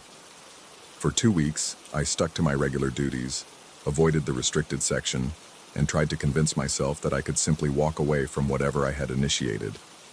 But the pull was too strong, and the knowledge that I was abandoning something halfway to completion ate at me like acid. The night I returned, the figures were waiting. They had moved during my absence, positioning themselves throughout the restricted section in what could only be described as a formation. No longer confined to single aisles, they now occupied strategic positions that would allow them to surround anyone who entered their domain. The red light emanating from their forms had grown brighter, more substantial, casting shadows that moved independently of their sources. I approached the nearest shelf of symbol-covered books with hands that shook despite my attempts at control. The volume I selected felt different from the others, heavier with accumulated purpose. Its symbols pulsed with urgent need, forming patterns that hurt to look at, but demanded pronunciation. I understood now what Whitmore had meant about choice.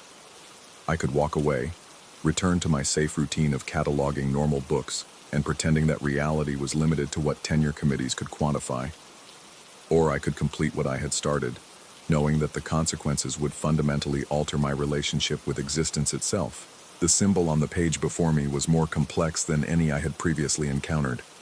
Its pronunciation would require nearly 30 syllables, each one releasing more of whatever force these books contained into our shared reality.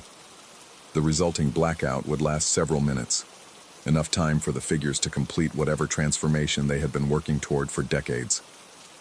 I opened my mouth and began to pronounce the symbol, feeling each syllable reshape reality around its utterance. The darkness that followed was absolute, but it was filled with sounds that suggested celebration rather than menace. Footsteps moving in patterns too complex for human choreography, whispers building into something that might have been singing. And underneath it all, the sound of boundaries dissolving between states of being that had been artificially separated for too long. When the lights returned, I was alone in the restricted section. The figures were gone, but their absence felt like presence. The books remained on their shelves, but their symbols had changed, becoming simpler, more directly comprehensible. And I understood, with knowledge that bypassed rational thought, that my choice had consequences I was only beginning to grasp. The head librarian found me there the next morning, sitting perfectly still among the stacks with my inventory sheets scattered around me like offerings. He asked if I was feeling well, if I needed medical attention, if something had happened during my shift that I wanted to report. I assured him that everything was fine, that I had simply worked later than usual and lost track of time. But as we spoke, I noticed how his shadow fell across the floor in patterns that followed no logical relationship to his position relative to the overhead lights. And when he turned to leave, I caught a glimpse of red light flickering at the edges of his form. I've continued working the night shift, though my duties have expanded beyond simple cataloging. The restricted section requires more attention now, more careful maintenance of the delicate balance between what exists and what waits to exist. The books still need to be read, their symbols still need to be pronounced, though the process has become more collaborative than it was in those early uncertain weeks. Sometimes I wonder if Professor Whitmore is still here, adding his voice to the whispered conversations that fill the darkness between pronunciations. Sometimes I wonder if the choice I made was really a choice at all, or simply the inevitable conclusion of a process that began the moment I first touched one of those symbol-covered spines. But mostly, I don't wonder about anything anymore. Wonder requires uncertainty, and uncertainty is a luxury I can no longer afford. The work continues. The symbols demand pronunciation, and reality adjusts itself to accommodate whatever emerges from the space between meaning and sound. The fluorescent lights still hum their mechanical lullaby, but now I can hear other melodies woven through their electric song. The building is never truly empty, not anymore. And in the quiet moments between one symbol and the next, I sometimes catch glimpses of figures moving through spaces that exist adjacent to the ones where normal people conduct their normal lives. They're not gone. They never were. They were simply waiting for someone to understand that the boundary between reader and read was always more permeable than the academic mind likes to admit. And now that the boundary has been properly adjusted, the real work can finally begin. The work of cataloging not just what is, but what could be. The work of reading not just words, but the spaces between them. The work of understanding that some books don't contain knowledge so much as they contain the conditions necessary for knowledge to emerge. I've become very good at this work, though I'm no longer entirely certain where my efforts end and theirs begin. The distinction seems less important with each passing night, each pronounced symbol, each moment of darkness that connects what was with what will be. The university library closes to the public at midnight, but the real library, the one that exists in the overlap between intention and manifestation, never closes at all. It's always been open. We've simply been waiting for the right librarian to help us organize the collection. Story 6. The first thing you learn as an audio engineer is that silence doesn't exist. Even in the most expensive isolation booths, there's always something. The hum of fluorescent lights, the whisper of air conditioning, the distant rumble of traffic bleeding through supposedly soundproof walls. True silence isn't peaceful, it's maddening. It makes your ears ring with phantom frequencies, creates phantom sounds where none should exist. That's why I bought the radio. I found it at an estate sale in a suburb that time forgot, tucked between dusty boxes of vinyl records and obsolete mixing equipment. The seller, an elderly woman with paint-stained fingers, claimed it had belonged to her late husband, some kind of radio enthusiast who spent his nights chasing distant signals across the electromagnetic spectrum. The device itself was unremarkable, a mid-century wood-grain cabinet housing analog dials and a worn fabric speaker. When I plugged it in at home, it produced exactly what I needed. A gentle wash of white noise, soft static that filled the oppressive quiet of my apartment without demanding attention. For 3 weeks, it was perfect. I'd tune it to an empty frequency around 102.7 FM, and the resulting hiss would lull me to sleep better than any pharmaceutical could. The static masked the industrial sounds of my neighborhood, the occasional argument from adjacent units, the mechanical groans of old plumbing. I actually began sleeping through the night for the first time in months. The first incident happened on a Tuesday. I woke to cold air brushing against my face, my breath visible in small puffs that shouldn't have existed in my climate-controlled apartment. The radio was still playing, but something had changed. Instead of the familiar static, a low-frequency tone pulsed through the speakers, barely audible but present enough to vibrate through my chest cavity. Underneath it, almost masked by what sounded like heavy filtering and compression, I could make out something that resembled human vocalization. Not words, not exactly. More like the kind of sounds people make when they're trying to speak through water, or when their vocal cords have been damaged. Wet, struggling sounds that triggered an immediate sense of unease. I stumbled to the radio and twisted the dial, searching for the familiar empty frequency. The sound stopped immediately, replaced by standard white noise, and within minutes the temperature returned to normal. I convinced myself I'd been dreaming, that the overnight building maintenance had affected the heating system, that my half-asleep brain had manufactured meaning from meaningless static. The rationalization worked until it happened again. This time I was conscious when it began. The green digital clock on my nightstand read 2:22 a.m., exactly when the radio's dial began moving on its own. Not a violent motion, just a slow, deliberate turn as if operated by invisible fingers. The frequency shifted from 102.7 to somewhere in the lower range, and immediately the apartment filled with that same unnatural cold. The sounds were clearer now, definitely human in origin, but processed through what sounded like multiple layers of analog distortion. As someone who spent his days manipulating audio signals, I could identify the techniques. Low-pass filtering to remove higher frequencies, some kind of pitch shifting, heavy compression that flattened the dynamic range. But underneath the processing, the source material remained disturbingly organic. I reached for the radio to retune it, and that's when my television activated itself. The screen flickered to life, showing pure static. Not the clean digital snow of modern displays, but the organic, almost living grain of old analog broadcasts. The contrast with the radio's audio created a sensory assault that made my skin crawl.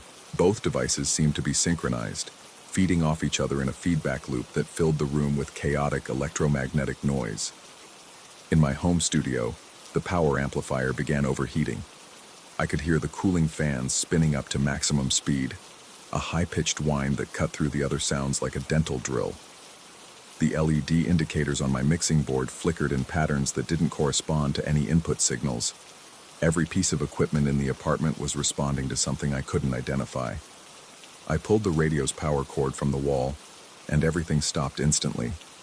The next morning, I researched the frequency where the radio had tuned itself. What I discovered made the previous night's events feel less mysterious and more genuinely troubling. 118 kHz falls within the VLF band, very low frequency, used primarily for long-range navigation and military communications. Specifically, it was allocated for aircraft emergency frequencies, including those used by military installations that had been decommissioned decades ago. The signals were designed to travel vast distances, bouncing off the ionosphere and maintaining connectivity across continents. But according to the technical specifications I found, most of those transmitters had been shut down in the 1980s, as newer satellite systems replaced ground-based VLF networks. The frequency should have been empty, abandoned, carrying nothing but the electromagnetic echoes of dead transmissions. That night, I prepared. I set up a spectrum analyzer connected to my computer, positioned a high-quality microphone to record whatever came through the speakers, and aimed a video camera at the radio's dial. If something was manipulating my equipment, I would document it. If I was experiencing some form of breakdown, I would have evidence to show a medical professional. At 2:22 a.m. precisely, the dial began its slow rotation. This time I forced myself to remain calm and observe. The radio tuned to 118. 0 kHz exactly. My equipment confirmed the frequency. The temperature drop was immediate and measurable. My digital thermometer showed a 15-degree decrease within seconds. The sounds began, and now I could identify additional elements. Breathing patterns underneath the distortion, what might have been attempts at speech, and something else that made my professional instincts recoil. The audio was responding to my presence. When I held my breath, the sounds changed. When I moved closer to the radio, they grew louder. Most unsettling of all, when I spoke, asking questions into the empty room, testing whether something was listening, the processed vocals began incorporating elements of my own speech patterns. Not echoing them exactly, but weaving familiar phonemes and tonal qualities into their incomprehensible utterances. I tried blocking the signal using techniques I'd learned for eliminating electromagnetic interference in recording studios. I wrapped the radio in aluminum foil, moved it to different locations, even constructed a makeshift Faraday cage using copper mesh. Nothing worked. At 2:22 a.m., regardless of my precautions, the device found its way to that frequency and began its nightly broadcast. The breakthrough came when I decided to transmit rather than just receive. Using a VLF transmitter I'd built as a college project, I sent a simple tone on 118 kHz, hoping to interfere with whatever was reaching my radio. The effect was immediate and terrifying. Instead of blocking the signal, my transmission seemed to strengthen it. The sounds from the radio became clearer, less processed, more recognizably human. And they were saying my name. Not speaking it clearly, the distortion remained, but incorporating the syllables into their vocalizations in ways that couldn't be coincidental. They knew I was listening. They knew I was trying to interfere. and they wanted me to understand that my efforts were not just futile, but actively counterproductive. The following night, I disconnected the radio entirely and locked it in my closet. It didn't matter. At 2:22 a.m., every speaker in my apartment began reproducing those sounds. The studio monitors, the television's audio system, even the small speaker in my smoke detector. The signal was finding alternate paths, using my home's wiring as an antenna, transforming every electronic device into a receiver. That's when I noticed the most disturbing development. The processed breathing sounds weren't just incorporating my speech patterns anymore. They were synchronizing with my respiratory rhythm. When I breathed in, they breathed in. When I held my breath, they paused. The timing was perfect. As if something was matching my biological functions with mechanical precision, I began sleeping with a pulse oximeter on my finger, monitoring my vital signs. The data showed nothing abnormal, but the correlation between my breathing and the radio's output remained consistent. Whatever was generating those sounds had found a way to link itself to my autonomic nervous system. The real horror began when I realized the synchronization was becoming bidirectional. During the day, when the radio was silent, I found myself unconsciously matching the breathing patterns I'd heard the night before. Slow, labored inhalations followed by extended pauses that left me slightly dizzy. My normal respiratory rhythm was being overwritten by something else, something that didn't need oxygen in the same way human lungs did. I consulted a pulmonologist, describing the symptoms as stress-related breathing irregularities. The tests came back normal, but the doctor noted that my breathing pattern was unusually mechanical, lacking the subtle variations that characterize healthy respiration. He recommended relaxation techniques and suggested I might be subconsciously hyperventilating due to anxiety. But I knew the truth was more complex. Each night, the voices became clearer. The processing decreased gradually, as if someone was slowly removing filters and adjusting playback speeds. I could make out individual phonemes, recognize emotional inflections, detect attempts at communication that went beyond mere imitation. They were trying to teach me their rhythm, training my lungs to match their mechanical cadence, preparing my respiratory system for something I couldn't yet understand. I stopped sleeping in my bedroom and moved to a hotel across town. The sounds followed me there too, transmitted through whatever frequency my modified breathing patterns were generating. My body had become part of the transmission system, a biological antenna tuned to 118 kHz. The final revelation came when I tried to record my own breathing during one of these episodes. Playing back the audio through professional analysis software, I discovered something that challenged everything I thought I understood about the situation. My recorded breathing contained the same digital artifacts, the same compression artifacts, the same frequency response characteristics as the sounds coming from the radio. I wasn't just being influenced by something transmitted on 118 kHz. I was becoming the transmission. The realization hit me as I sat in my studio at 2:21 a.m., watching the spectrum analyzer display an incoming signal on the exact frequency where nothing should exist. This time, I had triangulated the source using multiple receivers positioned around the city. The signal was originating from my apartment. From me. As the clock reached 2:22, I felt my breathing slow to that familiar mechanical rhythm. My chest rose and fell with precise timing, each exhalation generating sounds that traveled through the walls, through the city's electromagnetic infrastructure, reaching every radio capable of receiving VLF transmissions. The voices I'd been hearing weren't trying to replace my breathing. They were my breathing, transmitted back to me from sometime in the future, when the transformation would be complete. When my respiratory system would no longer require oxygen, but would instead generate pure signal, broadcasting continuously on a frequency used by aircraft that didn't exist, carrying messages from a place that might not be entirely terrestrial. I'm still sitting here in my studio as I write this, feeling each breath become more mechanical, more purposeful. The radio is silent now, because it no longer needs to receive. I've become the transmitter, and somewhere in the electromagnetic spectrum, something is finally receiving me clearly. The static is gone. The silence I once feared has been replaced by something far more permanent. And at 2:22 a.m. tomorrow, someone else will buy a radio from an estate sale, searching for the perfect frequency to mask the oppressive quiet of their empty apartment. I hope they find better static than I did.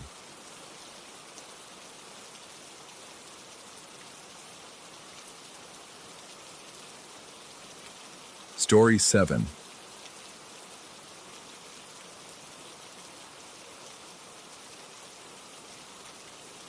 The first time it happened, I thought exhaustion was playing tricks on my mind. Working the line at Redwood Bistro in Portland's Pearl District meant 16-hour shifts during peak season, hands moving in practiced choreography while steam and smoke created a haze that blurred the edges of reality. But when I felt that gentle nudge repositioning my sauté pan, a touch so light it could have been a draft from the ventilation system, I knew something had shifted in the familiar rhythm of the kitchen. I'd been promoted to sous chef 3 weeks earlier, filling a position that had remained mysteriously vacant for months. The head chef, a stern woman named Rodriguez, had seemed almost reluctant to offer me the role, her dark eyes searching my face as if looking for something she hoped not to find. When I accepted, she'd simply nodded and muttered something about hoping I'd last longer than the previous guy. The kitchen at Redwood operated like a well-oiled machine during service, but lately, my section ran smoother than it should have. Pans appeared exactly where I needed them before I could reach. Seasonings found their way to my fingertips at the precise moment flavors demanded adjustment. My mise en place reorganized itself between rushes, ingredients arranged with a precision that bordered on supernatural. At first, I attributed these small miracles to muscle memory finally clicking into place.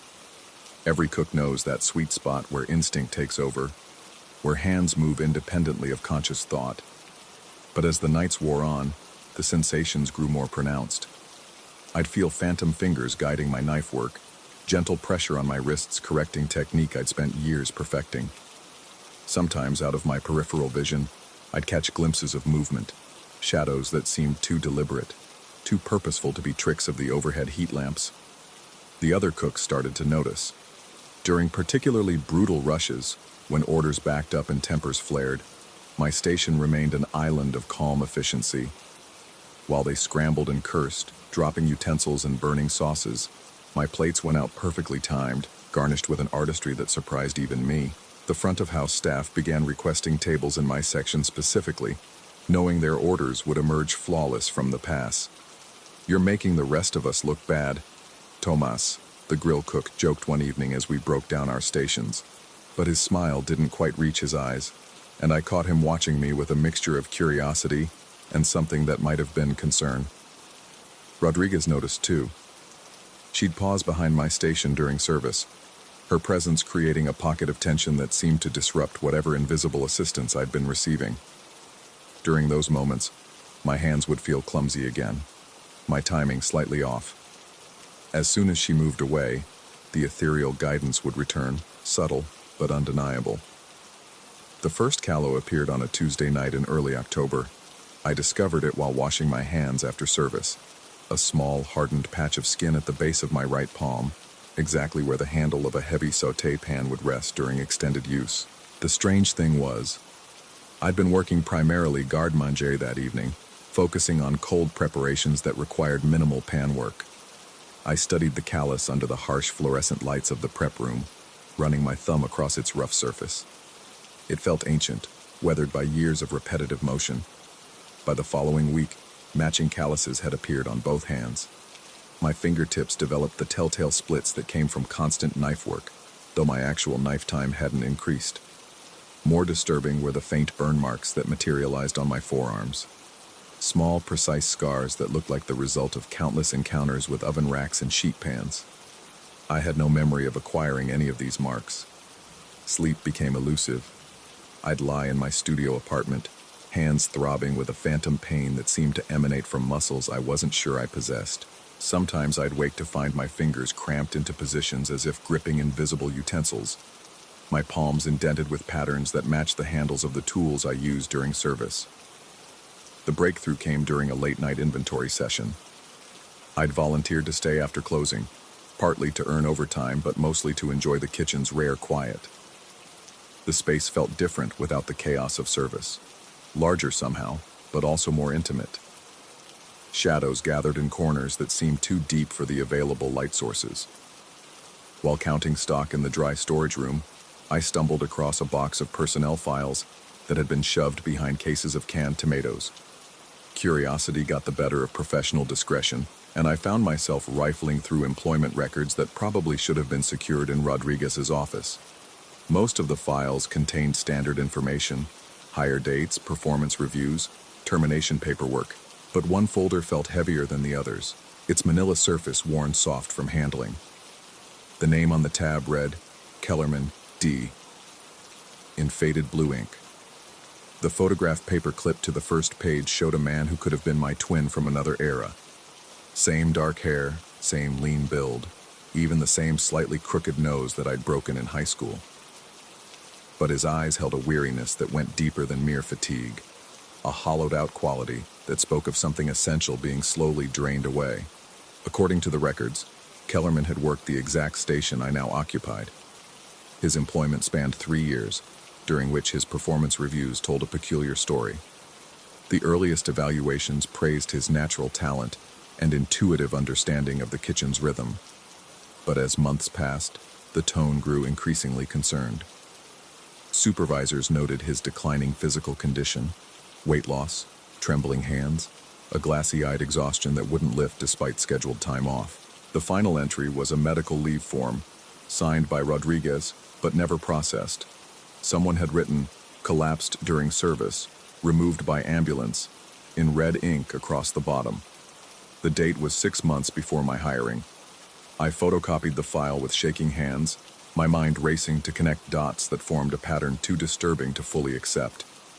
Back in my apartment, I spread the papers across my kitchen table and studied them until dawn crept through my windows.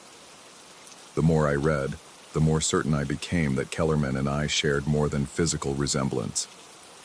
His early performance reviews mentioned the same uncanny efficiency that had marked my recent work. Supervisors praised his ability to anticipate kitchen needs, to have ingredients prepared before orders arrived, to maintain perfect timing even during the most chaotic rushes. But they also noted troubling physical symptoms, calluses that appeared overnight, burn scars with no corresponding incidents, complaints of phantom pain in his hands and arms. The final medical notes were the most chilling. Kellerman had reported feeling watched during service, sensing invisible presences that seemed to guide his movements. He'd developed a theory that the kitchen itself was somehow alive, that years of accumulated stress and pressure had created something that fed on the life force of whoever occupied his station. Rodriguez had dismissed these claims as stress-induced paranoia, but she'd also begun scheduling him for lighter shifts. The strategy backfired. The less time Kellerman spent in the kitchen, the worse his physical symptoms became, as if something was demanding payment for services rendered regardless of his actual working hours.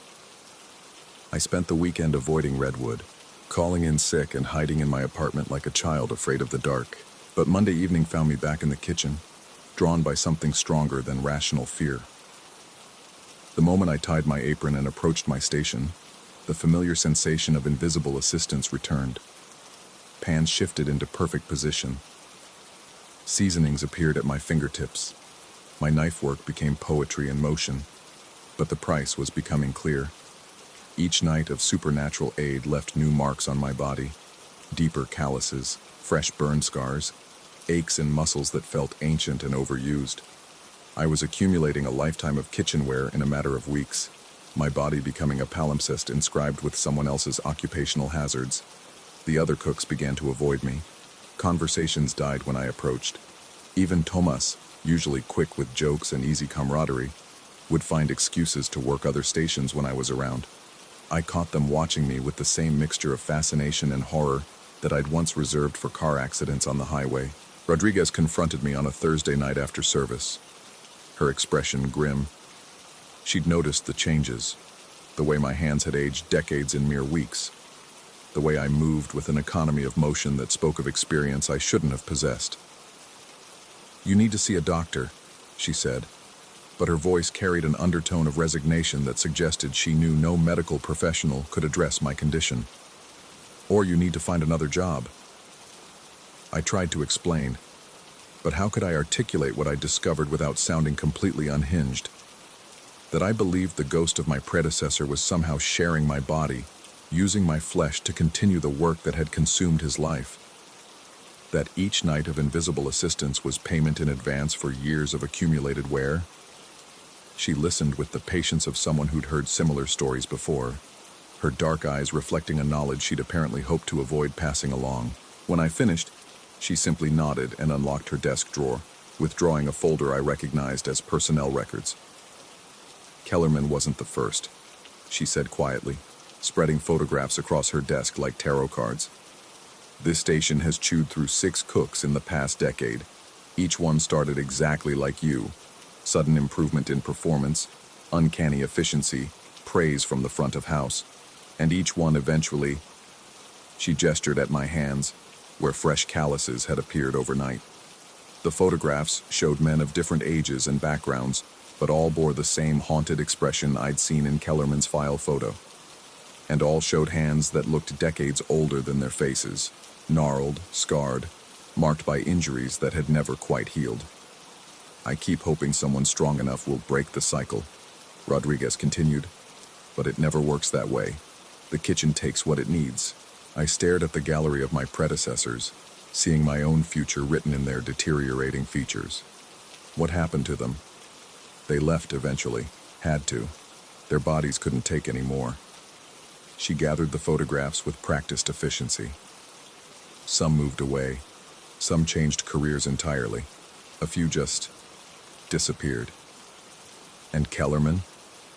Her pause stretched long enough for me to hear the kitchen's ambient sounds. The hum of refrigerators, the tick of cooling metal, the almost subliminal whisper of air through ventilation ducts. He's still here, she said finally. In a way. That night, I worked my station with hyper-aware attention to every sensation, every movement. The invisible assistance was stronger than ever, utensils practically flying to my hands, ingredients organizing themselves with balletic precision. But now I could feel something else, a presence beside me, working in perfect synchronization, its movements creating a shadow choreography that existed just beyond the edge of perception. During a brief lull between rushes, I found myself speaking to empty air, my voice barely audible above the kitchen's mechanical symphony. I asked questions without expecting answers, but the responses came anyway. Not in words, but in subtle shifts of temperature, in the way steam patterns changed direction, in the almost imperceptible tremor that ran through the steel prep tables. Kellerman was still here, still working, still driven by the same obsessive dedication that had defined his living years. Death had been merely a career transition, not an ending. And now he was training me to take his place, to become another layer in the kitchen's accumulated consciousness. As I write this, my hands shake with fatigue that no amount of rest can cure. The calluses have spread from my palms to my fingers, creating ridges and valleys that tell the story of decades spent gripping hot metal and sharp steel. My forearms bear a constellation of scars that map the geography of a career I never actually lived. Tomorrow, I'll return to Redwood for another service.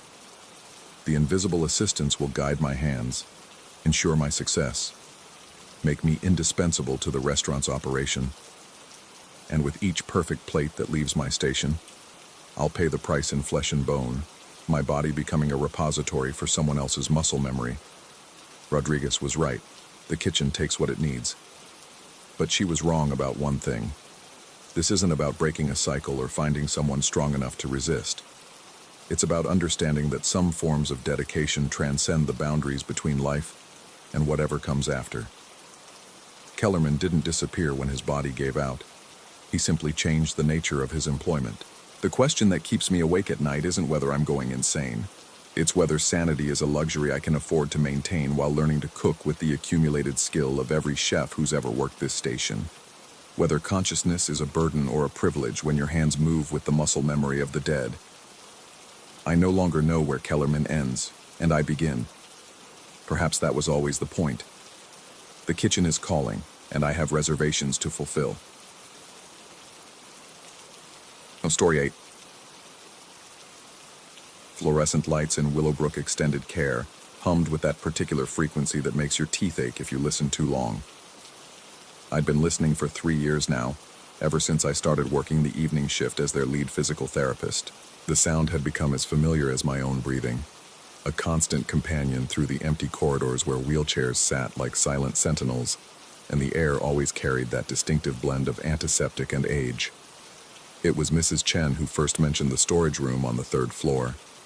She'd been making remarkable progress with her hip replacement therapy, but that Tuesday evening she seemed different, agitated.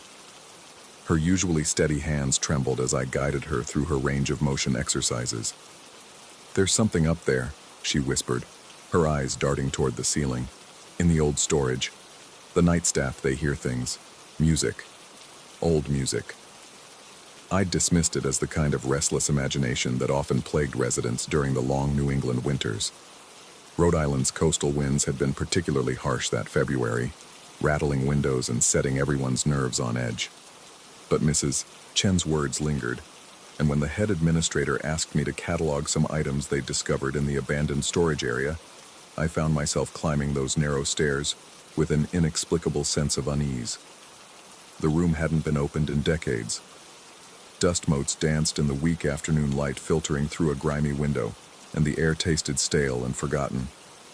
Cardboard boxes lined the walls, labeled with dates from the 1920s and 30s, when Willowbrook had operated as a private boarding house for young women. I worked methodically through the contents. Outdated medical equipment, yellowed documents, photographs of stern-faced women in formal poses. Then I found the dress.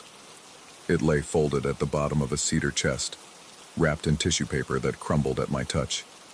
The fabric was silk, or something that felt like silk, but with an unusual weight to it, white as fresh snow, with intricate beadwork along the bodice that caught what little light managed to penetrate the storage room's gloom. The moment my fingers made contact with the material, a strange warmth spread up my arms. Not unpleasant, but unexpected, like stepping from a cold room into sudden sunlight. I held it up to examine it more closely. The dress was clearly from another era, with a dropped waist and beaded fringe that suggested the 1920s. Someone had been careful with it. Despite its age, it remained remarkably pristine. As I turned it over in my hands, I noticed something else. Faint stains on the fabric, dark spots near the hem that could have been mud or wine or something else entirely. The warmth intensified as I continued to handle the dress, spreading from my hands to my chest, and with it came an odd sensation, almost like music playing just below the threshold of hearing. I found myself swaying slightly, my feet moving in what could have been the beginning of a waltz. The realization startled me so much that I nearly dropped the garment. I folded the dress carefully and took it downstairs to the main office, where I filled out the standard cataloging forms. But throughout the rest of my shift, I found my thoughts returning to that strange moment in the storage room. The feeling of warmth, the phantom music, the way my body had wanted to move. Over the following days, I couldn't shake my fascination with the dress. I'd stored it in my office filing cabinet, against protocol, perhaps, but something about leaving it in that dusty storage room felt wrong. During quiet moments between patients, I'd find myself pulling it out, running my fingers over the intricate beadwork, always experiencing that same wave of warmth and the ghostly suggestion of melody. It was during one of these private examinations that Mrs. Chen walked into my office unexpectedly. She'd finished her session early and wanted to ask about her home exercise routine. But the moment she saw the dress spread across my desk, her entire demeanor changed. "Oh," she breathed, her hand moving toward the fabric as if drawn by an invisible force. "Oh, it's beautiful." Before I could stop her, she'd touched the silk. The reaction was immediate and startling. Her face flushed, her breathing quickened, and she began moving her shoulders in small, rhythmic motions. "I feel so warm," she murmured, her voice taking on a dreamy quality. "Like summer evening, like I want to dance, under the moon. Would you dance with me, just once, in the moonlight?" The request sent a chill down my spine that had nothing to do with the clinic's aggressive air conditioning. Mrs. Chen was typically reserved, practical. The woman asking to dance in the moonlight bore almost no resemblance to the patient I'd been working with for months. I gently moved her away from the dress, and within minutes she'd returned to her normal self, seeming confused about what had just transpired. When I asked her about the dancing comment, she looked genuinely puzzled. "Dancing? I don't remember." although I do feel wonderfully warm. Perhaps the heat is finally working properly in this old building. That night, I took the dress home with me. I told myself I wanted to research its origins, to understand what I'd discovered. But truthfully, I was becoming obsessed with it. The way it felt under my fingers, the warmth it generated, the strange musical sensations it evoked. I found myself handling it for longer and longer periods, always with the same result. That hypnotic swaying motion, as if my body remembered steps I'd never learned. I began researching Willowbrook's history, diving into local archives and historical records. What I discovered made the hair on my arms stand up. In 1921, the boarding house had hosted an elaborate dance in its main hall. The event was meant to celebrate the end of summer, and young women from across Newport County had attended. According to newspaper accounts, the evening had been magical, until it ended abruptly when the main doors somehow locked from the outside, trapping the dancers inside. The fire department had eventually freed them, but not before several women had collapsed from exhaustion and dehydration. The paper described scenes of hysteria, women who couldn't stop dancing even when the music ended, who continued their movements until they dropped from fatigue. One woman, identified only as Miss E, had been wearing a distinctive white silk dress with beaded trim. She'd been found unconscious in the center of the dance floor, clutching the hand of her partner, a young man who'd mysteriously vanished before authorities arrived. Miss E had never fully recovered. According to the records, she'd spent her remaining years at Willowbrook, which had been converted to a care facility, partly to accommodate her and other affected women. She'd died in 1953, but staff notes from throughout those decades consistently mentioned her obsession with dancing, her insistence that she needed to finish the steps she'd begun that night in 1921. The more I read, the more convinced I became that the dress I'd found had belonged to Miss E, and the more I handled it, the more I felt connected to whatever had happened in that dance hall 3 decades before my birth. My behavior at work began to change. I found myself paying closer attention to the patient's movement patterns, not from a therapeutic standpoint, but with an eye toward dance. Mrs. Chen's hip replacement hadn't just improved her mobility. It had perfected her posture in a way that suggested ballroom training. Mrs. Rodriguez's hand tremors seemed less random and more rhythmic when examined closely. Mr. Peterson's balance issues resolved themselves whenever he moved in 3/4 time. I started incorporating subtle dance movements into their therapy sessions, disguising waltzing motions as range of motion exercises. The patients responded remarkably well, showing improvements that couldn't be explained by conventional physical therapy alone. But more unsettling was their uniform reaction whenever they glimpsed the dress, which I'd begun bringing to work. Each one experienced the same phenomenon Mrs. Chen had described: the sudden warmth, the dreamy expression, the request to dance in the moonlight. And each time I felt an increasingly powerful urge to say yes. The security footage from that period would probably show me walking the halls at increasingly odd hours, always carrying a garment bag. I'd review the tapes later, watching myself move with a fluid grace that seemed impossible given my usual awkward gait. But at the time, I was too focused on what the cameras captured at night, in the moments after I'd left. The wheelchair movements began subtly. At first, it was just Mrs. Chen's chair, found each morning positioned slightly differently than it had been left. The night security guard mentioned it to me casually, assuming someone from the evening maintenance crew had moved it. But when I reviewed the corridor footage, I saw something that made my hands shake as I rewound and watched again. The chair moved in perfect waltz time. 3 beats, turn, 3 beats, turn. An elegant circuit around the nurse's station, as if guided by an invisible partner. The motion was fluid, purposeful, beautiful in a way that mechanical objects should never be.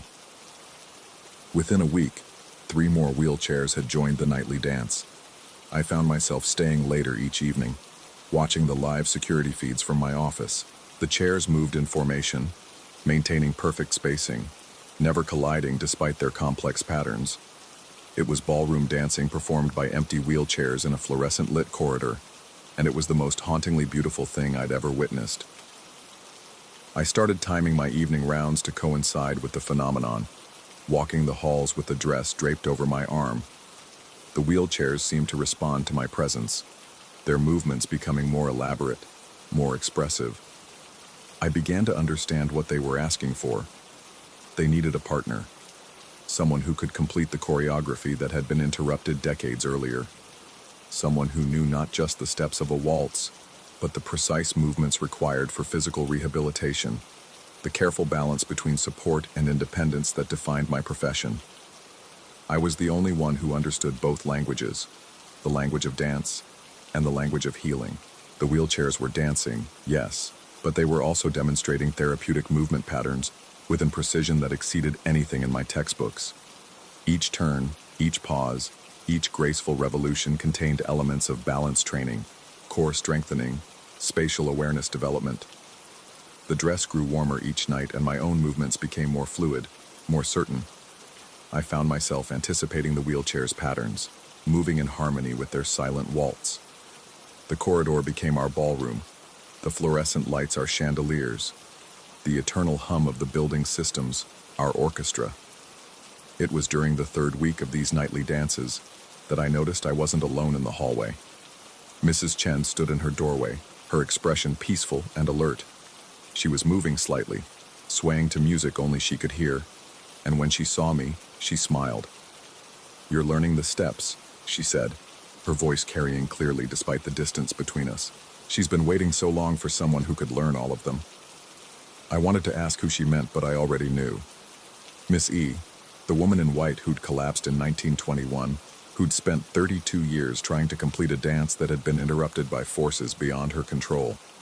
She was still here, still trying to finish what she'd started, and she'd found in me someone who could finally give her what she needed. The rehabilitation patterns I'd been teaching were the same movements she'd been attempting all those years. Every exercise I guided my patients through, every careful step toward recovery and independence, was part of the larger choreography that had been frozen in time since that night in 1921. As I stood in the corridor, surrounded by dancing wheelchairs and watched by a resident who spoke of steps and waiting, I realized that my own movements had become part of something larger. The dress no longer felt like fabric in my hands. It felt like memory, like longing, like a promise finally about to be kept. I don't know how long I danced that night. Time seemed suspended, marked only by the steady rhythm of our movement through the halls. The wheelchairs spun around me in perfect formation. Mrs. Chen watched approvingly from her doorway, and I felt the presence of someone dancing with me. Someone whose steps matched mine with decades of practice. Someone who whispered gratitude in a voice that sounded like wind through silk. When I finally stopped, the wheelchairs had returned to their proper positions. Mrs. Chen had gone back to bed, and I stood alone in the corridor holding a white dress that felt surprisingly light in my hands. The building's fluorescent hum seemed softer somehow, more musical, and I realized that something fundamental had changed. I've been at Willowbrook for 6 months since that night.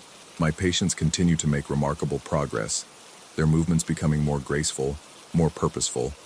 The dress remains in my office filing cabinet, though I rarely need to handle it now. The warm sensation, the phantom music, the urge to dance, they're all still there, but they feel different, settled, complete. Sometimes reviewing the security footage from recent weeks, I noticed that my walk through the corridors has developed a subtle rhythm. 3 steps forward, slight turn, 3 more steps. It's barely perceptible, easily dismissed as the natural gait of someone who spends long hours on their feet. But late at night, when the building is quiet and the fluorescent lights hum their familiar tune, I wonder if I'm still learning the steps of that interrupted dance. If every patient I help to walk again, every movement I guide toward healing, is part of a larger choreography that began in 1921 and continues still. The wheelchairs haven't moved since that final night, but sometimes I catch glimpses of motion in my peripheral vision. A turn, a graceful pivot, a gentle spin that might be real, or might be memory. Mrs. Chen has returned to her reserved demeanor, though she occasionally hums while doing her exercises, melodies I don't recognize but somehow know by heart. I tell myself that I've helped someone complete something important, that whatever presence had been waiting in that white dress has found peace. But sometimes, in the quiet moments between patients, I feel the familiar warmth spreading through my chest and wonder if the dance ever really ends, or if it simply changes partners, continues in new forms, waits for the next person who knows both the steps of recovery and the rhythm of the human heart seeking wholeness. The dress remains folded in my filing cabinet, no longer generating heat when touched, no longer whispering of moonlit dances and unfinished waltzes, but I keep it there anyway, because some promises, once made, become part of who you are. Some dances, once learned, can never be forgotten. And some nights, walking home through the coastal Rhode Island darkness, I find myself moving to music only I can hear, my feet following patterns I learned in fluorescent-lit corridors, partnered by empty wheelchairs and the grateful ghost of a woman who waited 30 years to finish what she'd started on a summer evening in 1921. Story 9. The lamp shouldn't have been there. Among the rusted farm tools and moth-eaten quilts spread across folding tables at the Aberdeen flea market, that piece of milky glass seemed to pulse with its own inner light, even under the harsh South Dakota sun. The vendor, a weathered woman with calloused hands, claimed it came from an estate sale. Some professor's house, she'd muttered, eyes not quite meeting mine when I asked about the price. $15. For what appeared to be a genuine 1940s laboratory specimen lamp, the kind used in old research facilities. The glass was flawless despite its age, the brass fittings green with authentic patina. I'd been collecting vintage electronics for 12 years, and this felt like finding a Stradivarius at a garage sale. The drive back to my apartment took 3 hours. The lamp sat secured in the passenger seat, wrapped in an old towel, and I found myself glancing at it more often than the road. Each time I looked, I could have sworn the milky glass had shifted slightly, catching afternoon light in patterns that resembled star maps. My workspace occupied the converted dining room of my one-bedroom apartment. Circuit boards arranged on pegboard walls, oscilloscopes and signal generators crowding a heavy oak desk I'd inherited from my grandfather. The lamp found its place near the window, plugged into a surge protector alongside my computer setup. When I first switched it on, the tungsten filament glowed steady and warm, casting shadows that seemed deeper than they should have been. The first signal came 3 nights later. I was cataloging vacuum tubes when the lamp began to flutter, not the random flicker of dying electronics, but something rhythmic, deliberate. My pulse quickened as I recognized the pattern. 3 short, 3 long, 3 short. SOS in Morse code. The rational part of my mind immediately began troubleshooting. Loose connection, perhaps, or interference from the ancient wiring in the building. But as I watched, the pattern shifted. Dot dash dot, dot dot dot, dash dash dot, ESQ, a call sign format. I found myself reaching for the desk lamp beside my computer, clicking it on and off in response. 3 quick flashes. The milky lamp went dark for several seconds, then began a new sequence. This time the message was longer, more complex. My fingers moved automatically to transcribe the dots and dashes onto paper, muscle memory from my teenage amateur radio days taking over. WHERE space, ARE space, YOU. The pencil trembled in my hand. I stared at the words, then at the lamp, which had returned to its steady glow. The room felt smaller suddenly, the shadows pressing closer. I clicked my desk lamp 4 times, H in Morse, then spelled out HERE. What followed was the strangest conversation of my life. Over the next week, our exchanges became routine. Each evening, as darkness settled over the city, the lamp would begin its stuttering dialogue. The entity. I had begun thinking of it as an entity, displayed curiosity about my location, about the current date, about things that seemed oddly specific, yet disconnected from any context I understood. It asked about Saturn's position relative to Jupiter, about the next new moon, about whether I could see the constellation Cassiopeia from my window. Each answer I provided seemed to satisfy some deeper hunger, and in return it offered fragments of information that made no sense. Coordinates that didn't match any earthly location, dates decades in the future, star charts for constellations that didn't exist. The conversations always ended the same way. The lamp would flash twice, understood, then emit a brilliant, silent flash that left purple afterimages dancing in my vision. And each morning I would find something wrong with my computer. At first I attributed the problems to coincidence. A few corrupted photo files, nothing major. But as the nights wore on, the damage became more focused, more intentional. Family pictures vanished from my hard drive, replaced by precise astronomical diagrams. My digital photo collection, years of memories, slowly disappeared, each lost image supplanted by star maps of impossible accuracy. The deleted photos weren't random. The entity took pictures of faces first, then group shots, then landscapes with personal meaning. What it left behind were navigational charts for deep space, coordinate systems that extended far beyond our solar system, trajectory calculations for objects moving at substantial fractions of light speed. I should have unplugged the lamp, should have thrown it away, sold it, locked it in a closet. Instead, I found myself looking forward to our evening communications with an anticipation that bordered on addiction. The entity's questions had evolved, becoming more sophisticated, more probing. It wanted to know about human memory, about how we stored and accessed our past experiences, about whether we dreamed of places we'd never been. 2 weeks after the first signal, it asked me something that made my blood turn cold. DO space, YOU space, REMEMBER space, BEFORE. Before what? I flashed back. BEFORE space, YOU space, WERE space, HUMAN. My hand froze over the lamp switch. The question hung in the air like smoke, settling into the quiet spaces between my thoughts. I stared at the milky glass, watching the filament's steady glow, and realized I couldn't remember buying the lamp. Couldn't remember the flea market, the weathered woman, the 3-hour drive home. Those memories felt thin, transparent, like photographs overexposed to light. But the star charts on my computer were real. The coordinates, the trajectory calculations, the maps of stellar regions I'd never heard of. They filled gigabytes of storage space, replacing years of personal history with cosmic navigation data. I printed several of the charts and spread them across my desk, studying the precise notations and margins, the careful calculations in multiple mathematical systems. They were instructions, a guide for something that needed to find its way home. The lamp pulsed once, drawing my attention back to the present moment. When I looked at my reflection in the darkened window, I saw my face overlaid with the room behind me, and for just an instant, I couldn't distinguish between the two. The boundaries seemed negotiable, temporary. TIME space, TO space, LEAVE, the lamp spelled out. I nodded, though I wasn't sure why. My fingers moved to the desk lamp without conscious direction, tapping out my response. WHERE space, ARE space, WE space, GOING.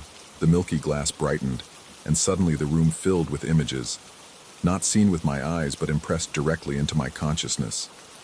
Vast spaces between stars, cosmic distances measured in centuries of travel, planets orbiting red dwarf suns in solar systems whose names existed only as mathematical designations. I saw the path we would take, plotted through regions of space where matter grew thin and time moved differently. The entity had been mapping our route home for weeks, using my computer to calculate trajectories and my memories as fuel for the journey. Each deleted photograph had provided energy for the massive distances we would need to cross. Each family portrait had been converted to momentum, each landscape to navigation data. But whose home were we returning to? I looked down at my hands, trying to remember their history. These fingers that moved so naturally across circuit boards, that understood the language of electronic signals. When had I learned these skills? The question felt like probing a wound that hadn't properly healed. The lamp began its final sequence, and I felt my consciousness expanding beyond the confines of the small apartment. Through the walls, I could sense the vast network of electronic signals that surrounded us. Radio waves, cellular transmissions, satellite communications, all of it suddenly comprehensible. All of it carrying messages in languages I recognized but had never learned. My computer screen flickered to life without being touched, displaying the accumulated star charts in rapid succession. Each map showed a different stage of our journey, a different milestone on the path that led away from Earth and toward something that felt like memory. The photographs were all gone now, replaced entirely by cosmic coordinates, but I found I didn't miss them. Those images had belonged to someone else's life. The final flash came without warning, brilliant and silent. When my vision cleared, the lamp sat dark on the desk, its milky glass now transparent, empty of whatever presence had inhabited it. The computer screen showed only a cursor blinking against black emptiness. Every file deleted, every star chart erased, the hard drive wiped clean. But in my mind, the navigation data remained perfect and complete. I knew the route we would take, the time it would require, the coordinates of our destination.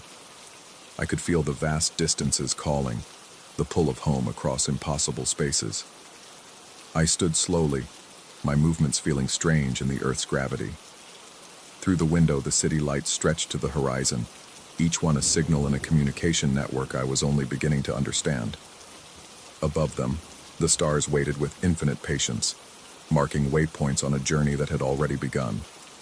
The lamp was just glass now, an empty vessel that had served its purpose. But somewhere in the quantum spaces between synapses, between thoughts, between the electrical impulses that created consciousness, something else had taken residence.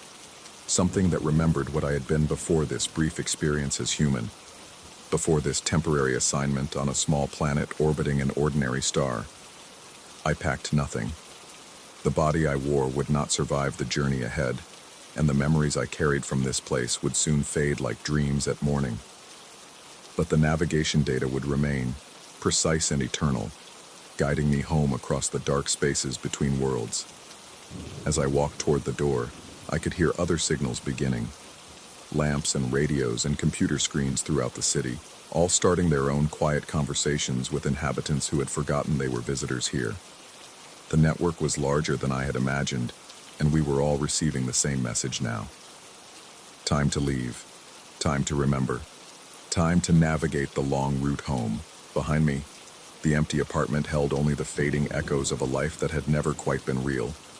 But ahead lay the infinite cosmos, mapped and ready, calling us back to places where consciousness moved freely between stars, and memory was just another form of energy, converted and transformed, but never truly lost. The last thing I remembered from that place was the sound of electricity humming through wires, carrying messages in languages that Earth would never learn to decode. Then even that faded, replaced by the perfect silence of space and the steady pulse of home signals calling across impossible distances. We were going back. We had always been going back. The only question had been when we would remember the way. Story 10. The kiln's heat still radiated through the Chicago studio's cramped walls when I first noticed something wrong. October wind rattled the industrial windows as I cracked open the kiln door, expecting to find my latest batch of experimental glazes cooling in the orange glow. The smell hit me first. Not the usual dry, mineral scent of fired clay, but something deeper, almost organic. Like wet earth after rain, but tinged with something I couldn't name. My instructor had warned us about experimental glazes, how they could react unpredictably with different clay bodies and firing temperatures, but nothing prepared me for what I pulled from that kiln. The small quadrupedal figure, meant to be a simple horse study for my advanced ceramics class, emerged with a network of hairline fractures spiderwebbing across its torso. Where the cracks ran deepest, I could see into a hollow interior that shouldn't have existed. I'd built the piece solid, packed with clay, yet these fissures revealed caverns that seemed to extend far deeper than the figure's actual dimensions. I set the piece on my workbench under the harsh fluorescent lights and examined it more closely. The experimental copper-red glaze had pooled in strange patterns around the cracks, creating veins that pulsed with metallic sheen. When I held the figure up to the light, the hollow spaces inside seemed to shift and writhe, but I attributed this to the uneven glaze catching reflections. The rational part of my mind cataloged it as an interesting failure, a testament to why we test glazes in small batches. The piece would make a good example for my portfolio of learning experiences. I photographed it from several angles before leaving it on the bench and heading home to my cramped apartment 6 blocks away. The next morning arrived gray and bitter, typical for late October in Chicago. I unlocked the studio door and flicked on the overhead lights, squinting against their sudden brightness. Something felt different immediately, though I couldn't pinpoint what. The familiar smell of clay dust and glazing chemicals seemed heavier, more cloying than usual. My workstation looked exactly as I'd left it, except for one detail that made my stomach drop. The large container of liquid clay slip that I'd mixed the previous week was gone. Not moved, not spilled, completely vanished. I searched every corner of the small studio, checked with the other students who shared the space, even looked in the dumpster outside. Nothing. But the quadrupedal figure remained on the bench, and when I examined it more closely, I noticed its belly appeared more distended than before. The network of cracks had widened slightly, revealing deeper chambers within. When I picked it up, the piece felt noticeably heavier than the night before. I told myself I was being paranoid. Clay pieces often seem to change weight as they fully cool and settle. Memory can be unreliable, especially when you're pulling long hours in a poorly ventilated studio. Graduate school in ceramics meant working late into the night, breathing clay dust and chemical fumes until your head felt thick and cotton-stuffed. Over the next several days, the pattern continued with increasingly expensive materials. First, a jar of rare cobalt oxide disappeared overnight, $60 worth of colorant I'd saved weeks to afford. Then my container of ball clay, then a brand new bag of porcelain slip.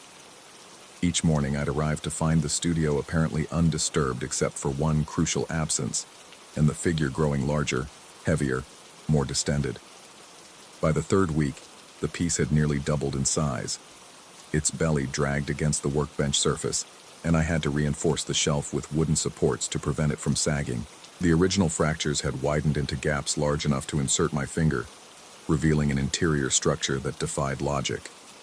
Where there should have been solid clay or empty space, I found a network of chambers and passages that seemed to extend in impossible directions. The other students began avoiding my workstation. They'd glance nervously at the figure when they thought I wasn't looking, whispering among themselves about the strange smells that had begun emanating from my corner of the studio. The scent had evolved from wet earth into something more complex, mineral and organic and faintly metallic, like old pennies left in damp soil. Sleep became elusive. I'd lie awake in my apartment, staring at the ceiling and listening to the radiator's metallic clanking, wondering if I was losing my mind. During the day, I'd catch myself staring at the figure for long minutes, mesmerized by the way the light seemed to bend and twist in its hollow interior. Sometimes I thought I saw movement in those depths, subtle shifts and adjustments like the breathing of something vast and patient. My academic advisor suggested I take a break, concerned about my increasingly haggard appearance and distracted behavior in class. But I couldn't leave the studio, couldn't abandon the piece that had become the center of my world. I started spending nights there, dozing fitfully in the uncomfortable chair beside my workstation, one eye always on the figure. It was during one of these night vigils that I first heard the sound. The studio lay in perfect darkness, except for the glow of the exit signs and the faint light filtering through the windows from the street. I'd been drifting in and out of sleep when a soft, wet noise jolted me fully awake. It came from the direction of my workstation, a gentle, rhythmic sound like liquid being slowly drawn through a narrow opening. I fumbled for the light switch, my heart hammering against my ribs. The fluorescent bulbs flickered to life, revealing the figure sitting exactly where I'd left it. But something was different. The bag of dry clay powder I'd stored beneath the workbench had split open, its contents scattered across the floor in a trail that led directly to the base of the figure, and the piece itself seemed to pulse gently, almost imperceptibly, as if breathing. I knelt beside the scattered clay powder, examining the trail. The granules led right to the widest crack in the figure's base, where they seemed to have been absorbed into the hollow interior. When I pressed my ear to the figure's surface, I could swear I heard a faint, wet churning sound from within. The rational explanations were becoming harder to maintain.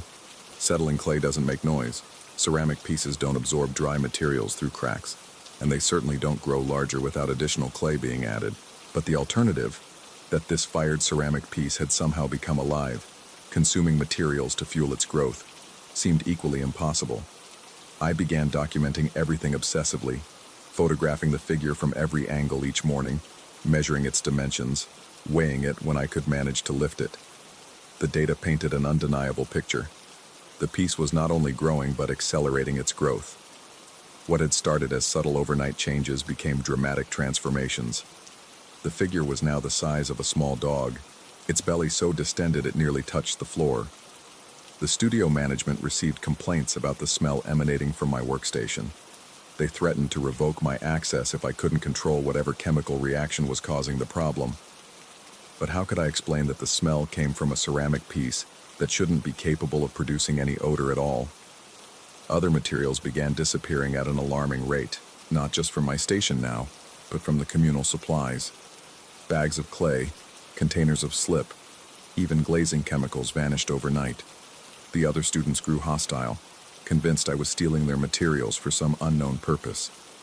They'd watch me suspiciously during the day, and I began to suspect they were taking turns monitoring the studio after hours. But it wasn't me. It was the thing on my workstation, drawing materials to itself through means I couldn't fathom. The cracks in its surface had become gaping wounds that revealed chambers filled with a dark, viscous substance that might once have been clay, but now resembled something far more disturbing. The substance moved constantly, flowing and shifting like a living thing trapped beneath ceramic skin. The night I finally witnessed it feeding was the night I knew I could never be certain of my own sanity again. I'd positioned myself in the storage closet across from my workstation, peering through the barely cracked door. The figure sat in darkness, seemingly inert, while I waited with the patience of a hunter. Hours passed. My legs cramped, my neck ached, but I remained motionless. Just after 3 a.m, the soft sound began again, but this time I could see its source. The figure was moving, not dramatically, not obviously, but with subtle undulations of its ceramic surface. The cracks widened and contracted like breathing mouths, and from within came wet, sucking sounds. A container of glaze I'd left on the far end of the workbench began to move, sliding slowly across the surface toward the figure as if drawn by some invisible force. I watched in horror as the container tipped, spilling its contents onto the floor. But the glaze didn't spread as physics dictated. Instead, it flowed in a deliberate stream toward the largest crack in the figure's belly. When the stream reached the opening, the ceramic surface seemed to expand, creating a wider aperture that accepted the liquid with audible swallowing sounds. The figure grew visibly as it fed, its belly swelling, its surface taking on a healthier, more vibrant appearance. The cracks sealed partially, leaving only the necessary openings for future feeding. When the last of the glaze had been consumed, the piece settled back into apparent dormancy. I remained in the closet until dawn, afraid to move, afraid to breathe too loudly. When morning light finally crept through the windows, I emerged to find the figure looking exactly as it had the night before, innocent and inanimate on its reinforced shelf. The empty glaze container lay on its side beneath the workbench, and anyone examining the scene would assume I'd simply been careless with my materials. But I knew what I'd seen. The question was whether I could trust my own perception. Sleep deprivation can cause hallucinations. Stress can manifest in elaborate delusions. Graduate school had pushed many students beyond their mental limits, and ceramic glazing chemicals weren't known for their benign effects on human psychology. Perhaps I was experiencing some form of psychotic break, projecting my anxieties about academic failure onto an innocent ceramic piece. Yet the evidence continued to mount. The figure now weighed close to 100 pounds and had begun to strain the reinforced shelf. Cracks appeared in the concrete floor where the shelf's supports pressed down. The studio management issued an ultimatum: remove the piece or lose access to the facility. I rented a hand truck and prepared to transport the figure to storage, but when I attempted to move it, I discovered it had somehow fused to the shelf. Not mechanically, there were no visible connections, but the ceramic seemed to flow into and merge with the wood and metal structure. Attempting to separate them would require destroying both the figure and the shelf. The studio director arrived that afternoon with a maintenance crew and a set of power tools. They intended to cut the figure free and dispose of it as hazardous waste. I begged for more time, promised to find a solution, but they'd already decided my project posed a danger to the facility. That night, I made my final visit to the studio. The figure filled nearly half my workstation now, its surface a maze of breathing cracks and flowing substances. It had absorbed not just ceramic materials, but began consuming the shelf itself, the wood grain visible in swirling patterns beneath its ceramic skin. The smell had evolved into something that reminded me of old mushrooms and wet limestone, organic and mineral combined. I sat in the chair beside it and placed my hand on its warm surface. The ceramic pulsed gently under my palm, and I felt an odd sense of connection, as if the piece and I shared some fundamental understanding. All the materials it had consumed, the clay I'd mixed, the glazes I'd formulated, the slip I'd prepared, had been infused with my intention, my creative energy. Perhaps I hadn't created just a ceramic piece. Perhaps I'd created something that needed to continue creating itself. As dawn approached, I heard voices in the hallway. The maintenance crew had arrived early, ready to destroy what I'd spent months nurturing. I stood and gathered my personal tools, preparing to leave the studio forever. But as I reached the door, I heard my name being called. Not by the people in the hallway, but from behind me, from the workstation. The voice was hollow and echoing, as if spoken from the bottom of a deep well. When I turned, the figure sat exactly as before, apparently lifeless under the fluorescent lights. Yet I knew what I'd heard, just as I knew that somewhere, in another studio or another city, someone else was mixing their first batch of experimental glaze, preparing to create something that would create itself in return. The maintenance crew found the studio empty that morning, my workstation cleared except for a ceramic quadrupedal figure that had, overnight, returned to the size of a simple horse study. The piece showed no signs of the cracks or hollow interior I'd documented so obsessively. It appeared to be nothing more than a student's abandoned project, failed and forgotten. They disposed of it anyway, crushing it with a sledgehammer and sweeping the fragments into industrial waste bags. I never found out what happened to those fragments, scattered now across the city's landfills. Sometimes I wonder if they're still growing, still hungry, still calling out for someone creative enough to hear them. But mostly I try not to think about it at all, here in my new apartment 3 states away, where I've taken up painting instead of ceramics, and try to forget the feeling of warm clay pulsing under my hands like a sleeping heart ready to wake.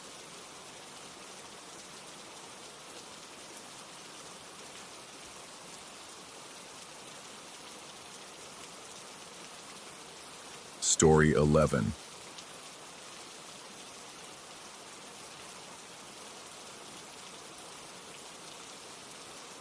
The Oregon pines creaked like old bones against my cabin's windows as I mounted the last security camera above the editing bay door. 3 days of installation work, and finally, every angle was covered. 8 high-definition eyes watching, waiting, ready to capture whatever promotional gold I could mine from this isolated post-production retreat. The studio had been skeptical when I pitched the found footage marketing concept. A filmmaker alone in the wilderness, documenting his creative process while mysterious things happen around him. Pure manufactured authenticity for the horror film I'd been editing for 6 months. But they'd given me the budget, the cabin, and most importantly, the creative freedom to make something genuinely unsettling. I stepped back from the ladder, wiping sweat from my forehead despite the October chill. The camera's red recording light blinked steadily, joining 7 others scattered throughout the one-room cabin. Motion sensors, infrared capability, 4K resolution. Enough tech to catch a ghost's heartbeat if such things existed, which of course they didn't. This was all about creating convincing content, nothing more. The editing suite hummed with familiar electricity as I powered up the workstations. Multiple monitors flickered to life, displaying feeds from each camera angle. The wide shots captured the entire cabin interior. Kitchenette, sleeping area, the central editing bay where I'd spend most of my time. The close-ups focused on specific workstations, my chair, the door. Perfect coverage for whatever narrative would emerge over the next few weeks. I'd spent months planning every detail. The script was loose, improvisational, just a filmmaker slowly losing his grip on reality while isolated with disturbing footage. Classic horror setup. The real magic would happen in post-production, where I'd craft the perfect blend of genuine reactions and manufactured scares. The irony wasn't lost on me that I'd be editing my own breakdown. Night fell with unusual swiftness, as if the forest were swallowing daylight whole. I barely noticed the transition while adjusting camera angles and testing motion detection settings. The cabin's interior lights cast harsh shadows that the cameras captured with crisp, unforgiving detail. Every corner, every surface, every potential hiding spot was illuminated and recorded. I made coffee and settled into the main editing chair, ready to review the day's setup footage. Mundane stuff, mostly. Me drilling holes, running cables, testing equipment. But even mundane footage could be gold in the right hands. The audience would see a man preparing his own trap, unknowingly setting the stage for his psychological unraveling. The first hour of playback was exactly what I expected. Camera angles swept across empty spaces as I moved through the cabin. My voice occasionally echoed from off-screen, muttering technical notes or cursing stubborn mounting brackets. Standard behind-the-scenes material. I fast-forwarded through most of it, stopping occasionally to mark promising moments for later use. Then I saw something that made my finger freeze above the skip button. In the wide-angle shot of the editing bay, at timestamp 18:47:23, there was a shape that shouldn't exist. A human silhouette stood perfectly still beside camera 3, positioned just outside its recording range. The figure held something in its hands, a device that reflected the cabin's fluorescent lighting as a single, perfect white circle. I rewound the footage. The shape was there again, motionless and watching. It appeared to be filming me while I filmed myself, creating some impossible recursive loop of observation. But that was impossible. I'd been alone all day. The nearest neighbor was 12 miles away, and I hadn't heard any vehicles approach the cabin. My hands moved to the playback controls with practiced efficiency, scrubbing through nearby timestamps. At 18:47:E, the space beside camera 3 was empty. At 18:47:30, still empty. But at 18:47:23, the figure stood there like it had always existed, like it belonged in that exact spot at that exact moment. I switched to camera 3's direct feed, the one positioned where the figure was standing. The timestamp showed the same moment, but the footage showed only my back as I worked at the editing station. No figure, no mysterious device, just empty space where something that shouldn't exist apparently did exist. The logical explanations came quickly. Video compression artifacts, a reflection from one of the monitors, my tired eyes playing tricks after hours of installation work. But logic felt thin and unconvincing as I stared at the motionless silhouette. The shape was too defined, too purposeful to be a technical glitch. I checked the other camera feeds from the same timestamp. Camera 1, positioned near the kitchenette. Another figure stood beside it, holding the same reflecting device. Camera 5, mounted above the sleeping area. A third figure, identical positioning, identical stillness. Every camera that had recorded during that moment had captured a corresponding watcher, each one standing just outside its own recording range. The coffee had gone cold in my hands. I set the mug down with exaggerated care, as if sudden movements might somehow alert the figures frozen on my monitors. This was impossible. 8 different cameras couldn't simultaneously malfunction to create the same optical illusion. And even if they could, how would that explain the perfect positioning, the way each figure stood exactly where it needed to be invisible to its corresponding camera? I tried to remember that moment, 18:47:23, but the entire day blurred together in my memory. Installation work was repetitive, meditative. I could have been anywhere in the cabin at that timestamp, doing anything. The footage showed me at the editing station, but I had no specific recollection of being there at that precise moment. Standing up felt like breaking some unspoken rule.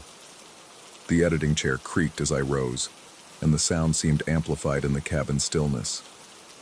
I moved to camera 3's position, trying to match the angle from the footage, The wide-angle lens captured most of the editing bay, but there were blind spots, spaces where someone could theoretically stand without being recorded. But someone would have to know exactly where those blind spots were. They'd need to understand the camera's field of view perfectly, positioning themselves with scientific precision to remain invisible, and they'd need to do this while I was in the room, apparently unaware of their presence. I returned to the editing station and continued reviewing footage, but concentration was impossible. Every shadow seemed purposeful now, every empty space potentially occupied.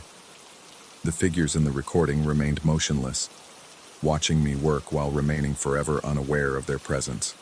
The white circles of their devices caught the light like eyes. At 2:17 a.m., I tried to move camera 3. The moment my hands touched the mounting bracket, every monitor went black. The cabin's silence became absolute. No humming hard drives, no whirring fans, no electrical ambiance. Even the refrigerator's compressor had stopped.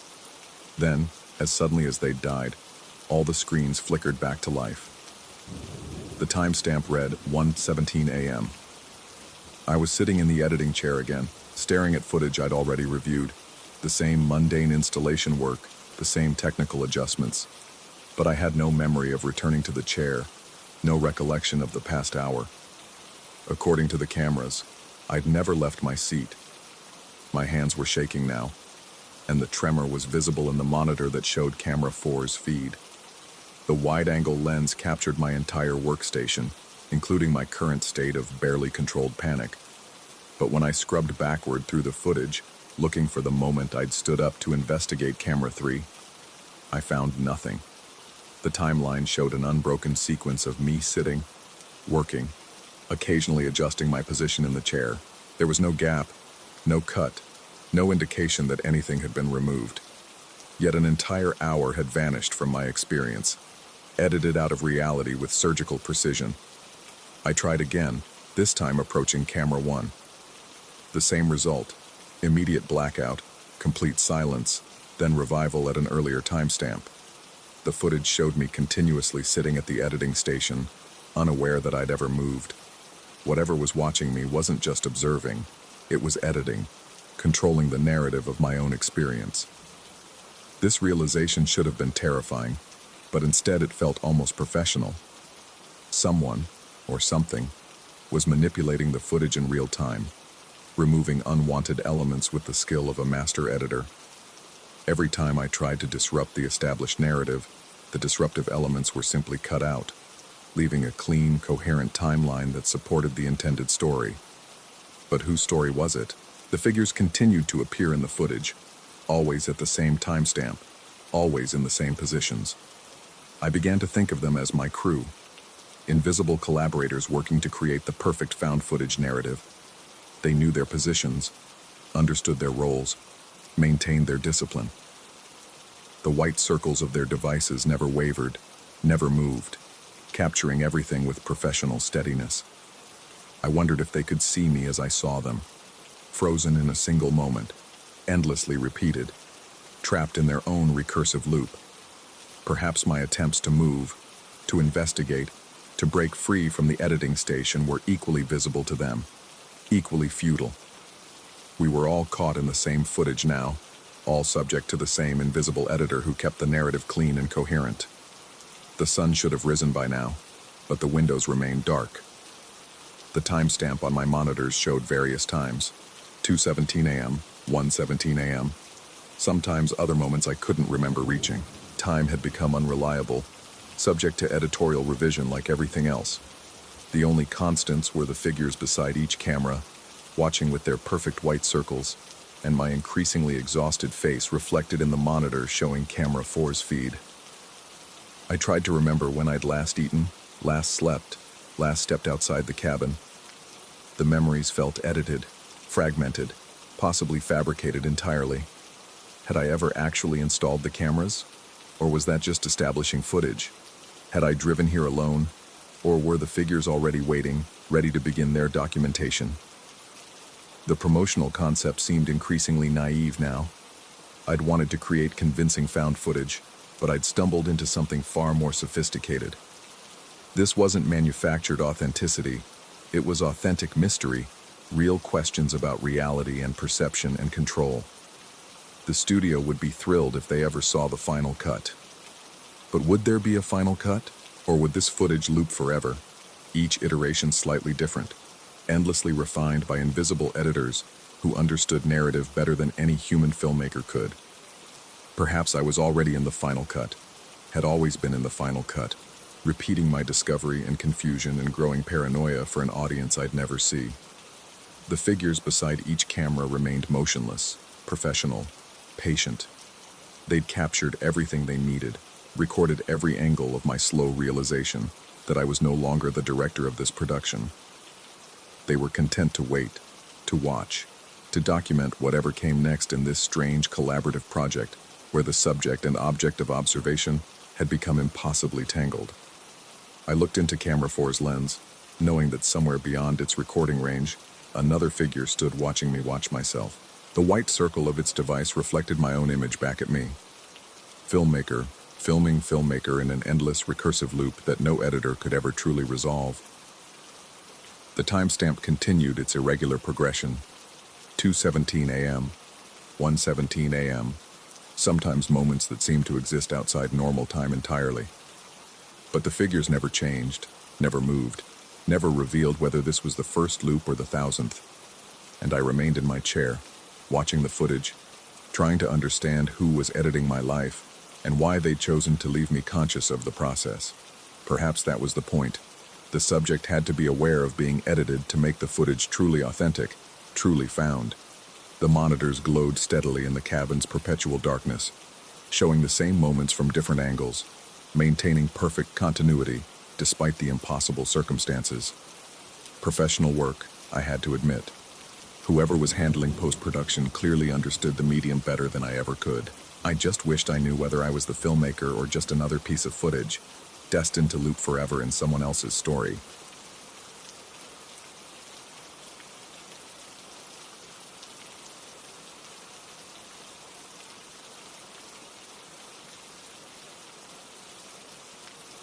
Story 12.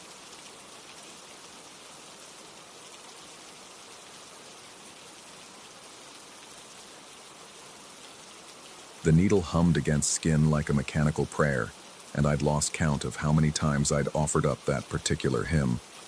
23 years of tattooing had taught me to read flesh like scripture. Every twitch, every flinch, every subtle shift in the client's breathing. But lately I'd been reading something else entirely, something written on my own skin in a language I couldn't remember learning. It started 3 weeks ago, though started might be the wrong word. Maybe it had always been there, waiting in the spaces between consciousness and sleep, in that liminal territory where the mind plays tricks and the body lies paralyzed and helpless. The first episode hit me like a freight train made of cotton. I'd fallen asleep on my couch after a 14-hour day, still wearing my denim jacket, still smelling of antiseptic and ink.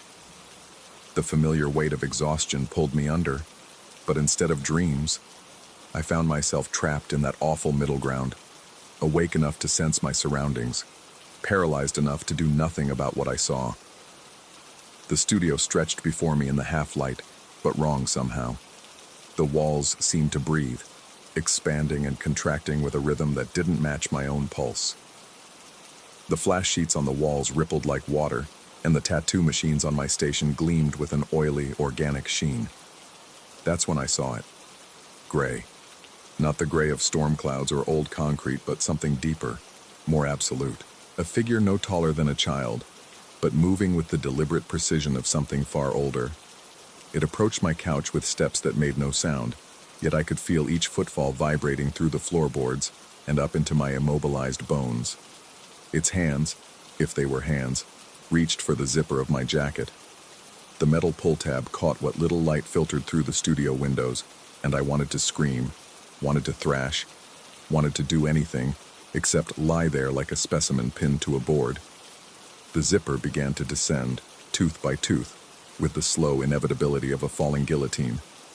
I fought. God, how I fought. Every muscle fiber in my body strained against the invisible bonds of sleep paralysis. And somewhere in that struggle, I found enough strength to surface. I gasped awake, bolt upright on the couch. heart hammering against my ribs like it was trying to escape. The jacket was unzipped. I told myself it was nothing. Sleep paralysis did strange things to perception, and maybe I'd unzipped the jacket in my sleep. Or maybe it had been unzipped all along and my exhausted mind had simply misremembered. But when I stood to stumble toward the bathroom, the fluorescent light caught something on my forearm that made my blood turn to ice water. A tattoo. Fresh, perfect, and impossible. Red lines formed a delicate floral pattern just below my elbow. A rose in full bloom, surrounded by thorny vines that seemed to pulse with their own inner life. The work was exquisite, better than anything I'd ever produced, executed with a precision that spoke of decades of experience. The skin around it was perfectly healed, no redness, no swelling, no scabs. It looked like it had been there for weeks. I knew every inch of my own body, every scar, every mark, every tattoo I'd accumulated over the years. This wasn't one of them. The next morning I convinced myself I was losing my mind. Stress, overwork, too many late nights spent hunched over skin and needles. It all added up to a brain that was playing elaborate tricks on itself. I scheduled an appointment with my doctor, bought some sleeping pills, and tried to pretend that the rose on my arm wasn't growing more vivid by the hour. But the gray visitor had other plans. The second episode came 4 nights later. This time I'd taken precautions. Sleeping pills, meditation app, even went so far as to zip my jacket up to the neck and wrap rubber bands around the pull tab. If I was having some kind of parasomnia episode where I was tattooing myself in my sleep, I'd make it as difficult as possible. The paralysis took hold even faster this time, like slipping into a familiar glove. The studio appeared around me again, but now I could see it more clearly. The gray figure stood at the foot of the couch, studying me with eyes that weren't quite eyes, more like holes punched through reality, letting in light from somewhere else entirely. It approached with that same deliberate patience, and I watched in horror as it examined the rubber bands I'd wound around my zipper. Its knot hands worked with surprising dexterity, unwinding each band with the care of someone defusing a bomb. The bands fell away silently, and once again, the zipper began its inexorable descent. This time, I fought harder. I poured every ounce of willpower into moving just one finger, just one toe, anything to break free from the paralysis. The effort was monumental, like trying to lift a mountain with my bare hands. But slowly, agonizingly, I felt my right index finger twitch. The gray figure paused, its head tilting in what might have been surprise or curiosity. For a moment, we regarded each other across the impossible distance between sleep and waking, predator and prey, artist and canvas. Then it smiled, or at least, the space where its mouth should have been curved upward in something that resembled joy. I woke up screaming. The jacket was unzipped, the rubber bands scattered on the floor like the remnants of a failed magic trick. But this time, the tattoo that appeared on my arm was larger, more complex. The rose had grown, its vines spreading in a pattern that followed the natural lines of my musculature. But more disturbing than the expansion was the realization that the new additions formed something else entirely. Geometric shapes that looked almost like a floor plan. I spent the next day studying the tattoo obsessively, tracing its lines with trembling fingers. The more I looked, the more I could see it. The outline of my studio, rendered in botanical detail. The front desk was a cluster of leaves. The client chairs were thorny nodes where the vines intersected. Even the bathroom was represented by a small bud that hadn't yet opened. By the 5th episode, I'd given up trying to prevent it. The gray visitor had proven that locks, restraints, even sleeping sitting up made no difference. Whatever was happening to me operated by rules I didn't understand, in a reality I couldn't navigate. This time I tried to communicate with it. As the paralysis settled over me like a familiar blanket, I focused all my energy not on fighting, but on observation. The gray figure approached as always, but now I could see details I'd missed before. Its skin, if it was skin, had a texture like wet clay, constantly shifting and reforming itself. Its movements were fluid, organic, like watching someone move underwater. When it reached for my zipper, I didn't resist. Instead, I tried to speak, to ask what it wanted, what it was doing to me. No sound emerged from my paralyzed throat. But something else happened. A pressure in my mind, like someone leaning against a door I hadn't known existed. "We mark," came a voice that wasn't quite a voice, more like the memory of words spoken in a language I'd never learned. "We prepare." Prepare for what? I managed to think back, though I wasn't sure if the communication was real or just my mind's desperate attempt to make sense of the impossible. The gray figure's head tilted again, and this time I could see something like approval in those holes that served as eyes. "Visitors," it replied, and began its work. This time I watched. I saw it produce a needle that gleamed with the same organic light as everything else in this twisted version of my studio. I felt the bite of the metal against my skin, but there was no pain, only a strange warmth that spread outward from each puncture. The process was hypnotic, meditative, and I found myself drifting deeper into whatever state existed between sleep and waking. When I surfaced, hours seemed to have passed. The entire sleeve of my left arm now bore the tattoo, a complete blueprint of my studio rendered in impossible detail. But it wasn't just a map, it was a living thing. The red lines pulsing with a rhythm that matched my heartbeat. The floral elements seeming to grow and shift when I wasn't looking directly at them. The next morning brought my first visitor. He was ordinary enough. Middle-aged, graying beard, nervous energy that marked him as a first-timer. But when he walked into my studio, he moved with the same deliberate precision as the gray figure. His eyes swept the room not like someone seeing it for the first time, but like someone confirming that everything was in its proper place. He requested a simple piece, a memorial tattoo for someone he claimed to have lost. But as I worked, I noticed he wasn't watching the needle or wincing at the pain. Instead, his gaze kept drifting to my left arm, to the impossible tattoo that mapped every inch of my workspace. When the session ended and he left, I realized I couldn't remember his face. Not completely. The features seemed to slip away from my memory like water through cupped hands, leaving only the impression of gray eyes that weren't quite eyes, and a smile that curved in all the wrong places. They came in increasing numbers after that. Clients who booked appointments through channels I couldn't trace, who paid in cash that felt too warm to the touch, who studied my tattooed arm with an intensity that made my skin crawl. Each one requested different work, but they all shared that same quality of wrongness, that sense of being something wearing human shape like an ill-fitting mask. The episodes continued nightly now. The gray visitor no longer bothered with my jacket. It simply appeared and began its work, adding new details to the map, refining the existing lines, preparing for something I was beginning to understand I didn't want to witness. The tattoo had spread to both arms now, covering me from wrist to shoulder in an intricate network of vines, roses, and geometric patterns that formed a perfect schematic of my studio. Every chair, every station, every cabinet and shelf was represented. But there were new additions too, areas that didn't correspond to anything in my actual workspace, rooms that existed only in the red-lined reality growing on my skin. Last night the gray visitor spoke to me again. "Almost ready," it said, its knot voice filled with something like anticipation. "Soon we gather." "Gather for what?" I asked, though part of me already knew the answer.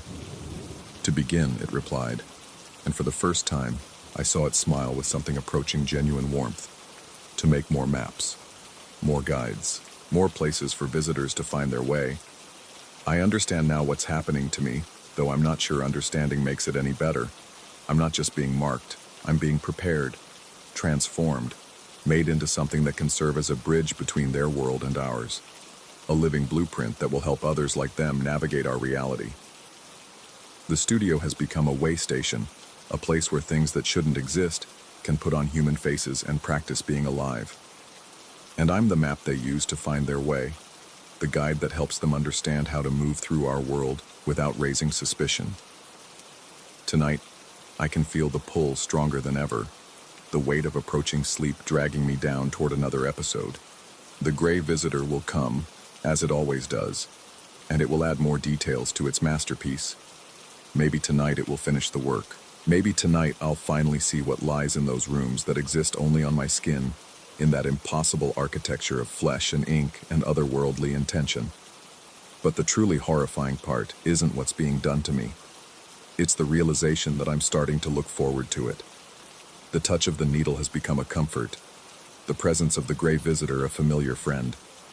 The boundaries between sleeping and waking have blurred until I'm not sure which state is real anymore. My last client of the day just left, another face I can't quite remember, another pair of eyes that studied my arms with that hungry intensity. Before leaving, he leaned close and whispered something in a language that sounded like wind through dry leaves. I think he said, "Thank you." The studio feels different now in the gathering twilight, larger somehow, as if the walls have stretched to accommodate new dimensions that don't appear on any blueprint except the one growing beneath my skin. The tattoo machines gleam with that organic light I recognize from my dreams, and the flash sheets on the walls ripple like living things. I can hear them moving in the spaces between the walls, the visitors who no longer need to wear human faces in this place that has become theirs as much as mine. They whisper to each other in voices like static, planning whatever comes next in their slow colonization of reality. And I sit here, writing these words with hands whose skin bears the roadmap they needed to find their way home, wondering if I'm documenting my own transformation or simply providing them with another kind of guide, a record of how easily a human mind can be reshaped to serve purposes it was never meant to understand. The paralysis is coming. I can feel it approaching like a tide, and with it, the gray visitor who has become the closest thing to a friend I have left. Tonight, I think the work will be complete. Tonight, I'll finally learn what it means to be a perfect map, a flawless guide for things that hunger for our world. The needle is calling, and I am ready to answer. After all, every good tattoo artist needs to know their canvas intimately, and I am becoming the finest canvas imaginable. Story 13. The first thing you notice about a house from 1910 isn't the creaking floors or the drafty windows. It's the way electricity moves through it like blood through old veins, hesitant and uncertain. I should know. I've spent 15 years rewiring century-old homes across Milwaukee, and this duplex on Prospect Avenue felt different from the moment I stepped through the front door with my toolbox and moving truck idling outside. The previous tenant had left in a hurry, according to the landlord, something about a job transfer that couldn't wait. The rent was suspiciously low for the neighborhood, but as a freelance lighting technician scraping together gigs between theater productions, I wasn't about to question good fortune. The upper unit was mine. 2 bedrooms, a kitchen that smelled perpetually of coffee and old wood, and a long hallway that stretched from the front door to the back bedroom like a throat waiting to swallow something whole. That first week, I attributed the sounds to settling. Old houses complain constantly, pipes expanding, wood contracting, foundations shifting incrementally with each season. But this wasn't the usual symphony of age. This was rhythmic, deliberate. A soft thudding against the wall that separated my unit from the downstairs neighbor, always in sets of 3 or 4, always at the same spot near the end of the hallway. Thud, thud, thud, thud, like a tail wagging against drywall. I'd press my ear to the wall during these episodes, trying to pinpoint the source, but the sound would stop the instant I made contact. The silence that followed felt loaded, expectant, as if something on the other side was holding its breath and waiting for me to move away. The downstairs tenant was an elderly woman I'd glimpsed twice through windows, once watering plants on the shared back porch, once collecting mail from the box at the bottom of the stairs. She moved slowly, deliberately, and I'd never heard so much as a television or radio from her unit. Certainly nothing that would cause such persistent thumping. By the second week, I'd started staying later at work.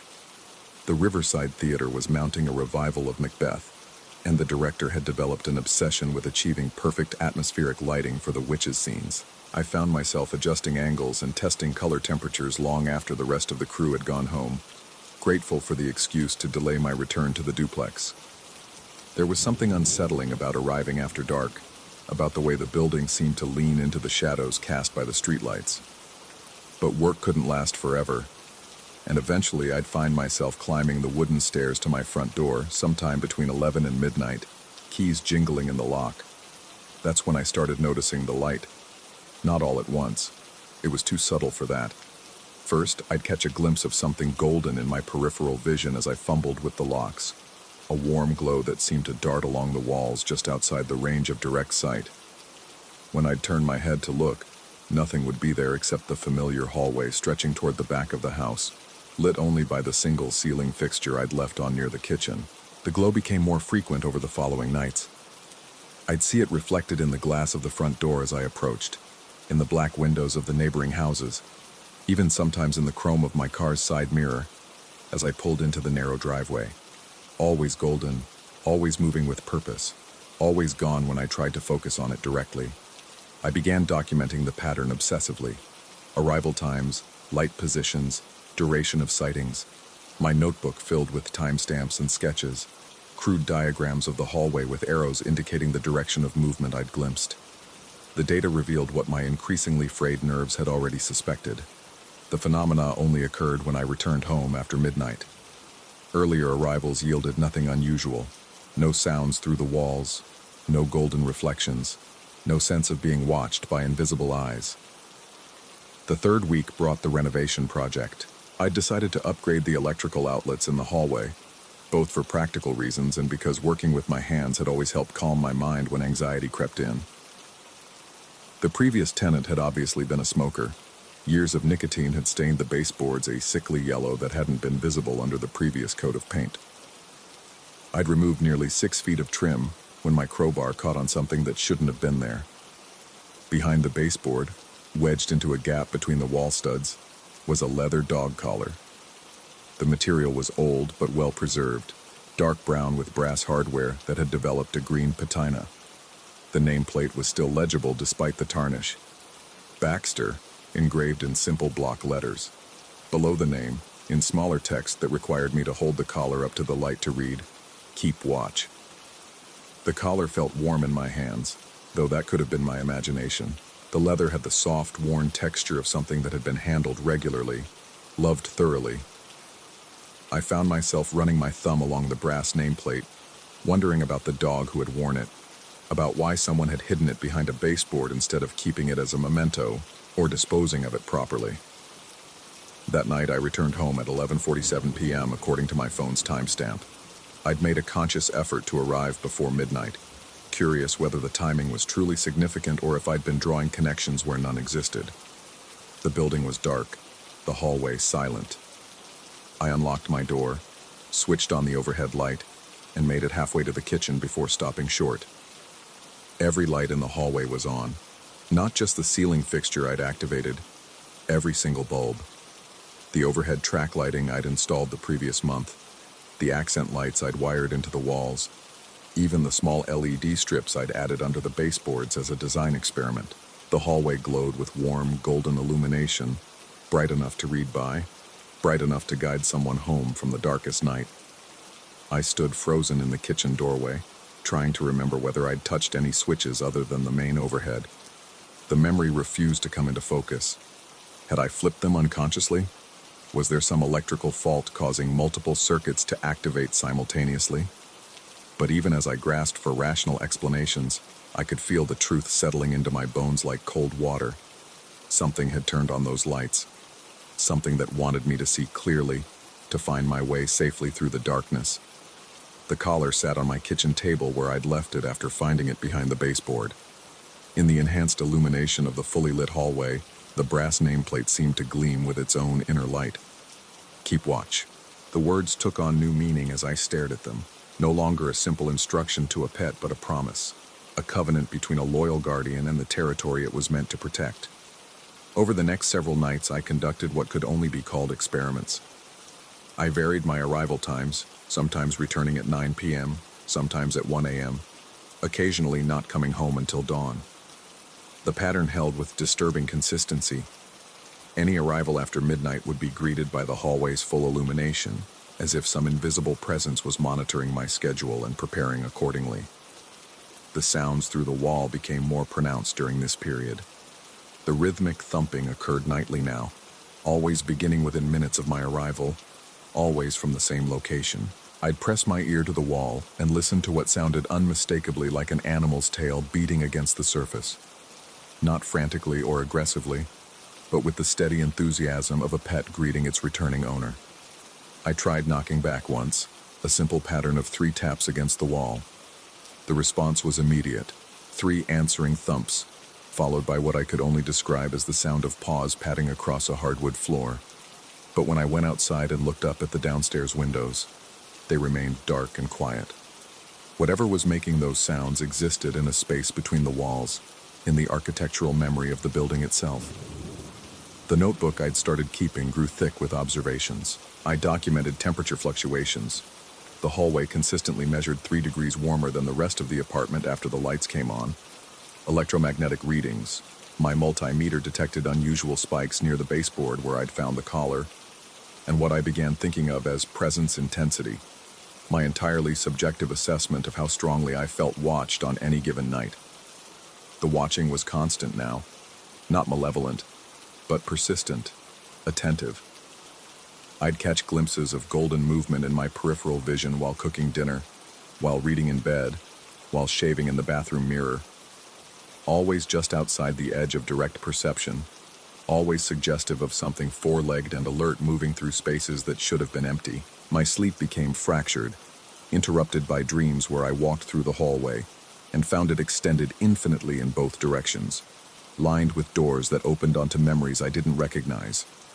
A backyard where children played with a golden retriever, a kitchen where someone filled a food bowl twice daily, a living room where a dog bed sat in the corner near a fireplace that no longer existed in the renovated space. I began researching the building's history, spending hours at the public library scrolling through property records and old newspaper archives. The duplex had been built in 1910 by a German immigrant family, the Wittmans, who'd lived in the downstairs unit while renting out the upper floor. The family had owned the property until 1963, when the last surviving member, an elderly woman named Astrid, had moved to a care facility. The newspaper archives yielded tantalizing fragments. A brief mention in 1947 of a neighborhood break-in spree that had affected several homes on Prospect Avenue, all except the Wittman house, which the article noted had remained secure thanks to the vigilance of the family's German Shepherd. A 1955 piece about urban pet ownership that featured a photograph of Astrid Wittman and her dog, a beautiful golden-colored animal whose alert expression reminded me uncomfortably of the way I felt watched in my own hallway. But the most significant discovery came in an obituary from 1961. Baxter, beloved companion of the Wittman family, passed peacefully at age 13 after a brief illness. He had served as faithful guardian of the family home for over a decade, and will be greatly missed by all who knew him. The dates aligned perfectly. Baxter had died 2 years before Astrid moved out, which meant the dog's final months had been spent in the house where I now lived, watching over his aging owner in the space he'd protected for so many years. The collar I'd found had likely been hidden by Astrid herself, perhaps too painful to keep but too precious to throw away. That revelation should have provided closure, a rational explanation for the phenomena I'd been experiencing. Instead, it only deepened my unease. If what I was experiencing was some kind of psychic residue, an emotional imprint left by a devoted animal, then what did it mean that the activity had increased so dramatically since my arrival? Why did the lights come on specifically for my late-night returns, as if some ghostly guardian was still performing its duties for each new resident? The question that haunted my increasingly sleepless nights wasn't whether Baxter's spirit somehow lingered in the duplex. It was why I felt so grateful for his protection. Because that's what it was, I'd realized. The lights weren't a threat or a haunting in any traditional sense. They were a service, a kindness extended by something that had never learned to stop caring for the home it had once protected. When I stumbled up the stairs after a particularly long day, exhausted and fumbling with keys in the darkness, those golden lights were there to guide me safely inside. When I worked late and worried about returning to an empty, dark apartment, I knew that something was waiting, not to frighten or harm, but to welcome me home. The paradox was maddening. I was either losing my mind to some elaborate delusion, or I was being cared for by the ghost of a dog whose loyalty had transcended death itself. Neither option offered much comfort when examined rationally, yet I found myself increasingly reluctant to question the arrangement. My work at the theater was suffering. I'd catch myself staring off into space during rehearsals, distracted by thoughts of what awaited me at home. The director had started giving me concerned looks, and my fellow technicians had begun covering for my mistakes with the careful patience usually reserved for people having personal crises. The crisis, if that's what this was, reached its peak on a Thursday night in November. I'd been forced to work late again, a last-minute lighting change that required rewiring an entire section of the stage. By the time I finished and packed my tools, it was nearly 2 a.m. The streets were empty as I drove home through the increasingly cold night, my breath fogging the windshield despite the heater running at full blast. I pulled into the driveway and immediately noticed something different. Instead of the usual golden glow visible through the front windows, the entire upper floor of the duplex blazed with light. Not just the hallway, every room, every fixture I'd installed over the past 2 months. The building looked like a beacon against the dark November sky, so bright that neighbors' motion sensor lights had activated in response. I climbed the stairs on unsteady legs, my heart hammering against my ribs. The door was still locked, exactly as I'd left it, but when I stepped inside, the intensity of the illumination was overwhelming. Every bulb in the apartment burned at maximum brightness, creating a harsh, shadowless environment that hurt to look at directly. And underneath the electrical hum of overworked circuits, I could hear it. The sound of paws on hardwood, circling through the rooms with increasing urgency.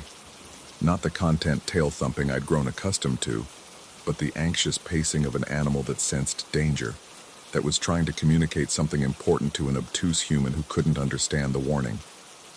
I followed the sounds through the apartment, switching off lights as I went in a desperate attempt to return things to normal. But even as I darkened each room, I could feel the wrongness that had triggered such an intense response. Someone had been here. Not inside the apartment. Nothing was missing or moved. But outside, testing windows, trying the door, circling the building with intent that felt malicious in a way I couldn't articulate. The realization hit me as I reached the front door and noticed the fresh scratches around the lock, the kind left by someone inexperienced with lockpicks but determined to keep trying. I'd interrupted a break-in attempt simply by arriving home, and somehow the presence that shared this space had sensed the danger and responded with every tool at its disposal. Light to scare away intruders, sound to alert me to the threat, and probably something else. Some territorial claim that made potential thieves uncomfortable enough to move on to easier targets. I stood in the now darkened hallway, listening to the gradually calming sounds of paws settling into rest, and understood that I was no longer living alone. I had a roommate, a guardian, a protector whose loyalty extended beyond the boundaries of life and death. The collar on my kitchen table wasn't just an artifact. It was a contract, a reminder that some promises don't end with the last breath. The lights stayed off for the rest of the night, and I slept more peacefully than I had in weeks, knowing that something was keeping watch while I rested. But as dawn approached and I lay half awake in the gray light filtering through my bedroom windows, a new question began to form in my increasingly foggy consciousness. If I was being protected so vigilantly, so completely, what was I being protected from? And perhaps more importantly, what would happen if I ever tried to leave? The collar gleamed on my kitchen table as morning light struck its tarnished brass surface, and for just a moment, I could swear the engraved words had changed. Not "keep watch" anymore, but something else. Something that made my breath catch in my throat. Stay home.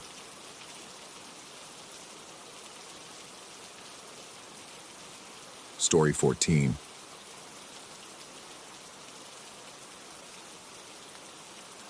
The first time I heard it, I was deep in after-hours trading reports, the kind that make your eyes burn from screen glare. My home office in Nashville had become a fortress of monitors and market data, the outside world reduced to background noise. But at exactly 7:43 p.m., something cut through my concentration like a blade through silk. A whistle, cheerful, melodic, the kind you'd use to call a beloved dog home for dinner. It drifted through my second-floor window with an almost musical quality, each note perfectly pitched and hauntingly familiar. I paused mid-calculation, fingers hovering over the keyboard, listening as the sound faded into the evening air. The whistle came from my backyard. I was certain of it. Yet when I glanced through the window, the garden stretched empty beneath the fading light, solar panels on my roof catching the last rays of sun like dark mirrors. The motion sensors that guarded my property remained still, their red lights steady and unblinking. Strange, but not worth investigating. Living alone had taught me to distinguish between meaningful disturbances and the ordinary sounds of a neighborhood settling into evening. This felt like the latter despite its precision. But the whistle returned the next evening. Same time, same tune, same impossible clarity that seemed to bypass my ears and resonate directly in my skull. This time I checked my watch, 7:43 p.m. exactly. By the third evening, I found myself anticipating it. Trading had been brutal that day, tech stocks hemorrhaging value while I scrambled to minimize my clients' losses. And when 7:43 approached, I actually felt grateful for the distraction. The whistle arrived like clockwork, note perfect and eerily cheerful. This time, I whistled back.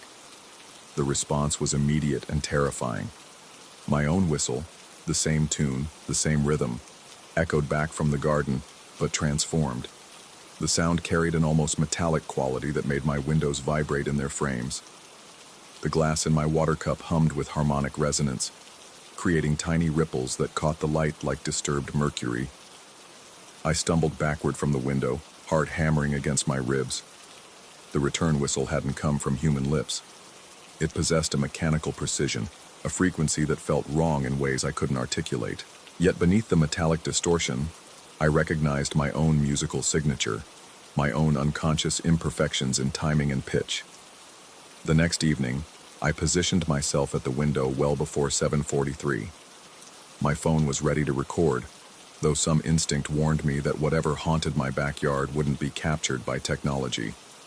The sun had already disappeared behind the trees, leaving my garden bathed in that peculiar blue twilight that makes shadows seem alive. At 7:43 precisely, the whistle came. This time I was ready for it, and I noticed something that made my skin crawl. The sound didn't originate from any fixed point. Instead, it seemed to move through the garden like a living thing, starting near the back fence and drifting closer to my house. Not walking closer, drifting, as if carried by invisible currents of air. I whistled back without hesitation, driven by a compulsion I didn't fully understand.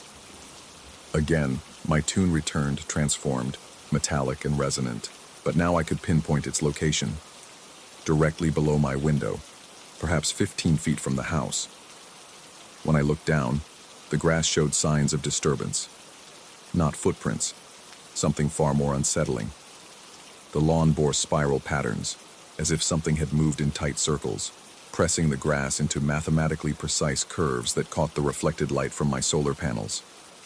The patterns were too regular, too intentional to be natural.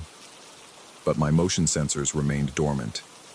Whatever had created those spirals possessed no heat signature, triggered no infrared beams, registered on none of my security systems. Sleep became elusive. I found myself lying awake each night, replaying the metallic echo of my own whistle and wondering what kind of intelligence could duplicate human sounds with such uncanny precision.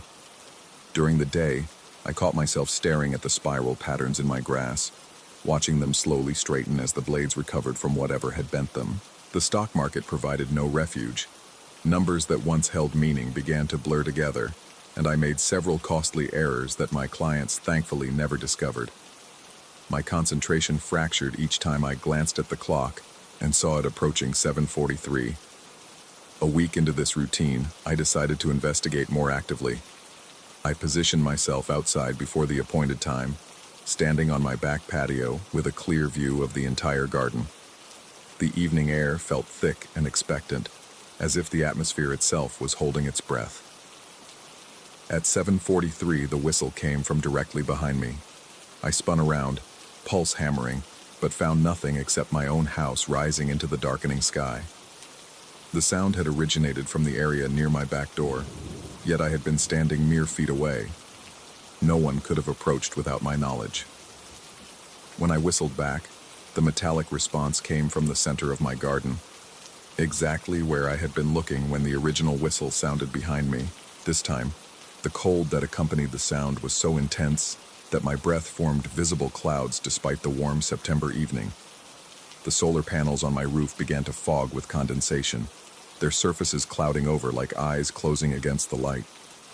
I retreated inside, hands shaking as I double-checked every lock and security setting. But what was I securing myself against? Something that left no trace for my sensors. Something that could replicate my voice with supernatural accuracy. Something that moved through my garden in patterns that defied explanation. The interactions began to evolve. Each evening, the initial whistle grew longer and more complex, incorporating trills and variations that sounded almost conversational. When I responded, my metallic echo would arrive from a different location, always closer to my house than the previous night. The spiral patterns in my grass multiplied and overlapped, creating intricate geometric designs that resembled crop circles on a miniature scale. But the most disturbing change was in my own behavior. I found myself looking forward to 7:43 p.m. with an anticipation that bordered on obsession.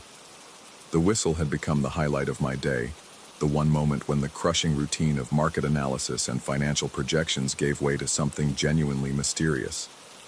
I began to whistle at other times, hoping to provoke a response. Nothing. The garden remained stubbornly silent during daylight hours, offering no indication of the strangeness that emerged each evening. But at 7:43, without fail, my invisible visitor would announce its presence with that cheerful, impossible tune. 2 weeks in, I made a discovery that shattered what little rational explanation I had constructed. While reviewing my home security footage, I noticed something that shouldn't have been possible. At exactly 7:43 p.m. each evening, my own image appeared on the camera that monitored my backyard, but I was clearly visible inside the house at those moments. The figure on the recording looked exactly like me. Same height, same build, same unconscious mannerisms. But it moved through my garden with fluid, unnatural grace, never triggering the motion sensors despite being clearly visible to the cameras. It would whistle that cheerful tune while walking in tight spirals across my lawn, then pause directly below my window as if listening for a response. When I whistled back from inside the house, the figure would tilt its head toward my window and whistle again, producing that metallic sound that made my glass vibrate. Then it would continue its spiral dance, pressing the grass into those geometric patterns that remained visible the following morning. But here was the detail that made my hands shake as I watched the playback. The figure cast no shadow.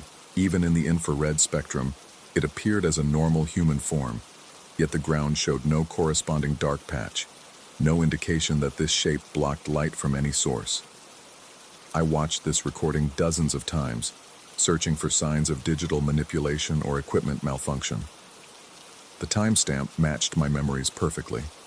The figure's movements corresponded exactly to the sounds I remembered hearing. But every rational explanation crumbled against the evidence of my own eyes. The whistle conversations grew more sophisticated. My visitor began incorporating musical phrases that seemed to respond directly to my own variations in tone and rhythm. Sometimes I would whistle a simple melody, only to hear it returned with complex harmonies that transformed my basic tune into something hauntingly beautiful.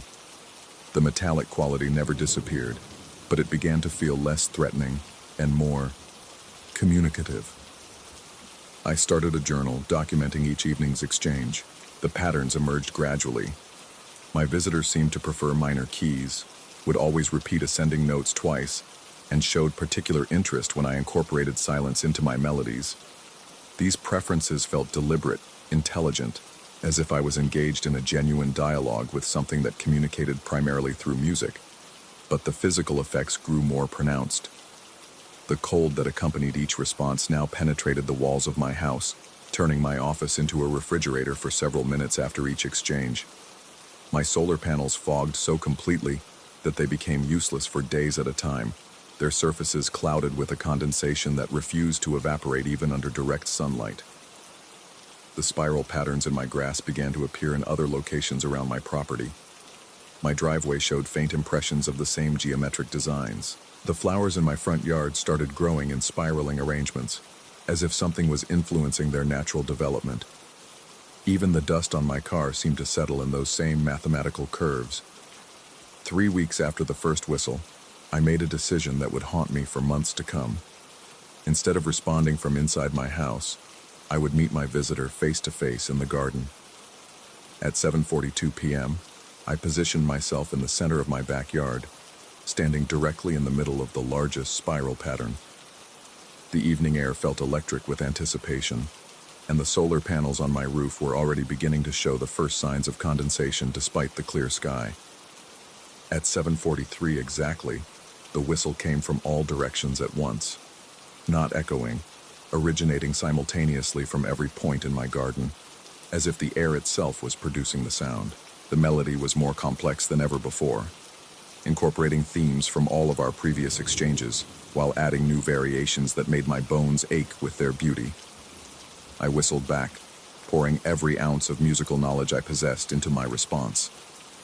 The return whistle came from directly in front of me, perhaps 3 feet away, but I could see nothing except empty air. The sound possessed such clarity and volume that my eardrums felt pressure, and the metallic quality was so intense that every piece of metal on my property hummed in sympathy.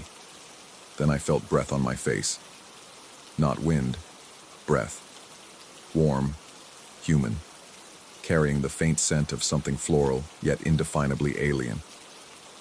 I stumbled backward, but the sensation followed, as if something invisible was leaning closer to examine me. The grass beneath my feet showed the spiral impressions forming in real time, pressed down by weight I couldn't see. I ran. That night, I called every number I could think of: pest control services, security companies, even a priest from the Methodist church my grandmother had attended. But how do you explain an invisible presence that communicates through whistling and leaves mathematical patterns in your lawn? How do you describe something that appears on security cameras, yet casts no shadow and triggers no sensors? The professionals who agreed to visit found nothing unusual. The pest control specialist detected no animal activity. The security expert pronounced my systems flawless and suggested I might be experiencing stress-related auditory hallucinations. The priest offered to bless my house, but admitted he sensed no evil presence, only something he described as profoundly lonely. But the whistling continued. Every evening at 7:43, without fail, my invisible visitor would announce its presence. And despite my terror, despite my growing certainty that my sanity was fragmenting, I found myself unable to resist whistling back. The conversations grew more intimate. My visitor began incorporating melodies that seemed pulled from my own childhood memories, lullabies my mother had sung, songs from old movies I'd forgotten I knew. When I whistled fragments of tunes that held emotional significance, the metallic response would carry harmonies so achingly beautiful that tears would stream down my cheeks without my knowledge. I began to suspect that my visitor knew me better than I knew myself. It could anticipate my musical choices, respond to emotions I hadn't consciously acknowledged, and create melodies that touched psychological spaces I didn't know existed.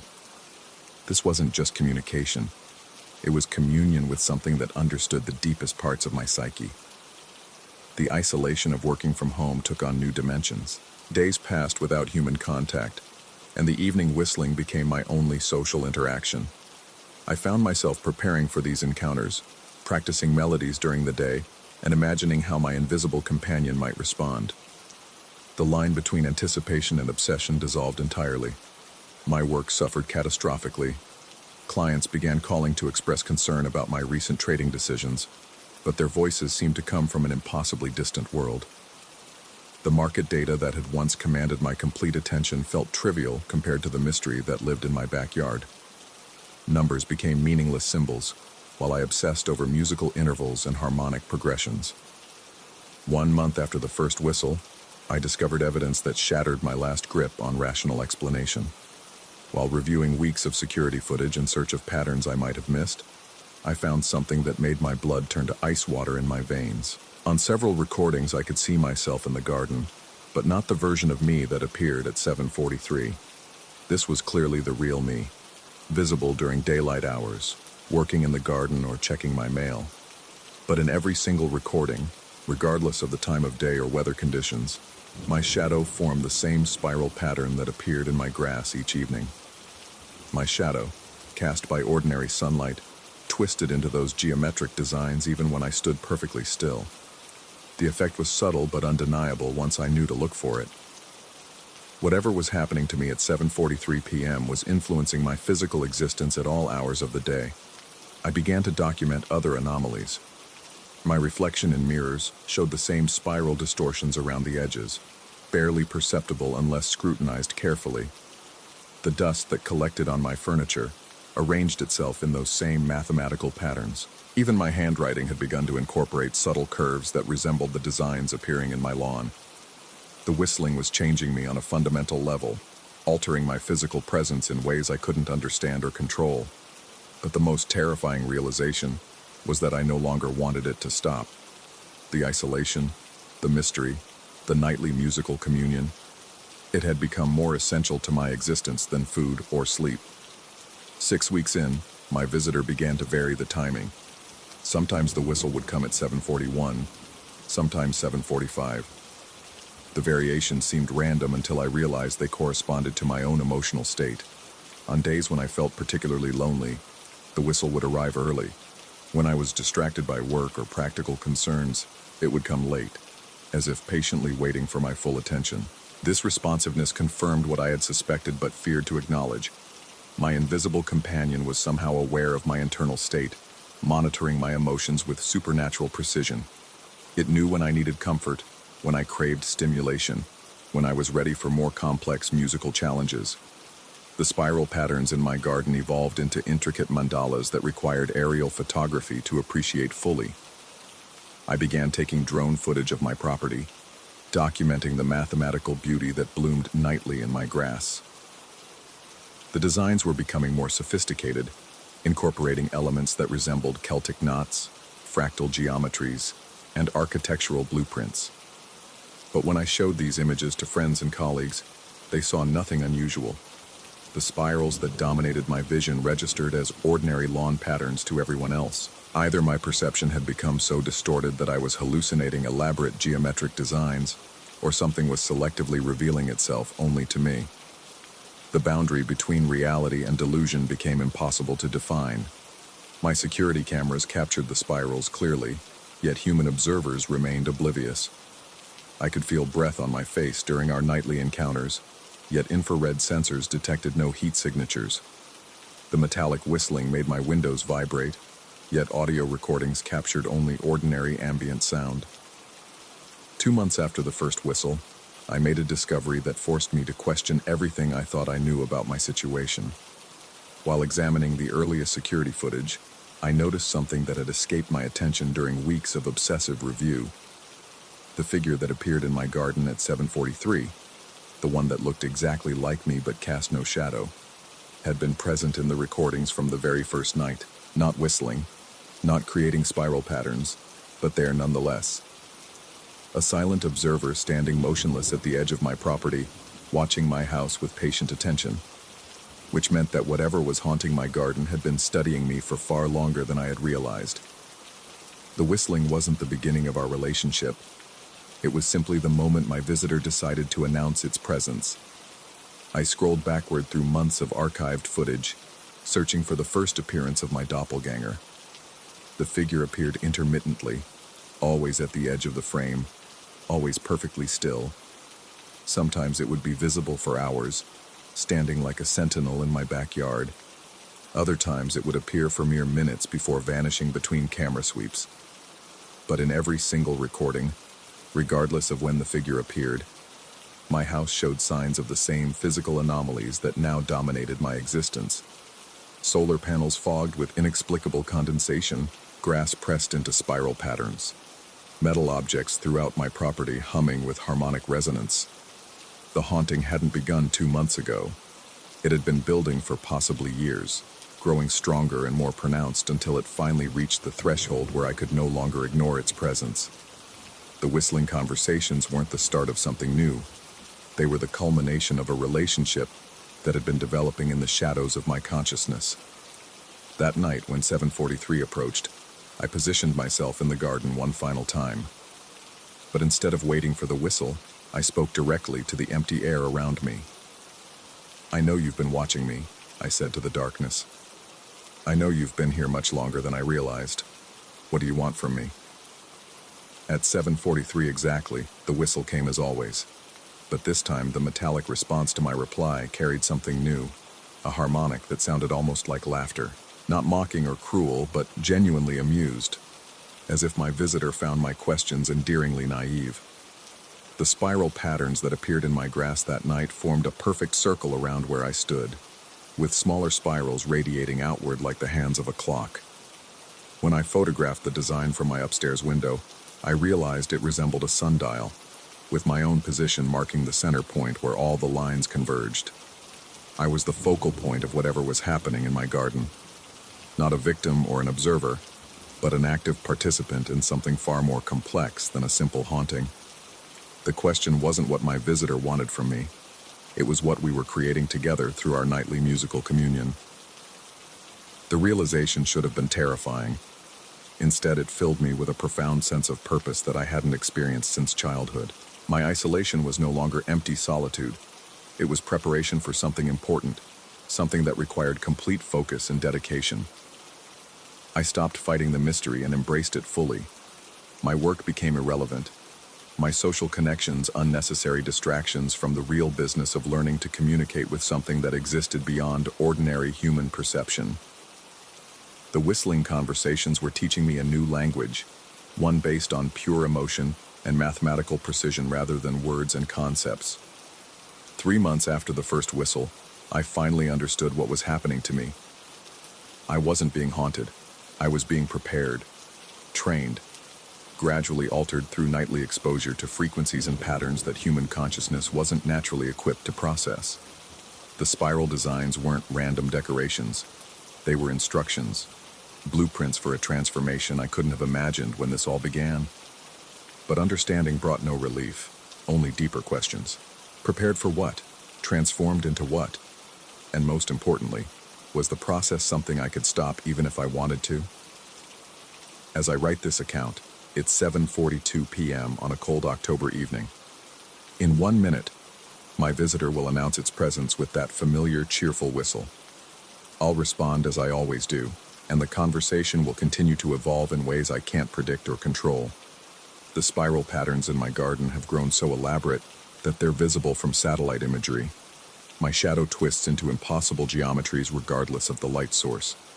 The reflection in my bathroom mirror sometimes shows a face I don't quite recognize, even though the features remain unchanged. But I no longer question whether any of this is real. Reality itself has become a fluid concept, less important than the profound sense of connection I feel during our nightly exchanges. Whatever is happening to me, transformation, madness, enlightenment, or simple delusion, it has become the most meaningful experience of my life. The whistle is starting now, drifting through my window with its characteristic metallic resonance. Soon I'll whistle back, and for a few precious minutes I won't be alone in this house, in this life, in this gradually shifting reality that no one else can see or understand. Whether I'm losing my mind or discovering something beyond ordinary human perception, I've made my choice. At 7:43 p.m. tomorrow, I'll be waiting in my garden once again, ready to continue a conversation that may be the most important thing I've ever done, or the final symptom of a complete psychological collapse. Either way, I'll be whistling.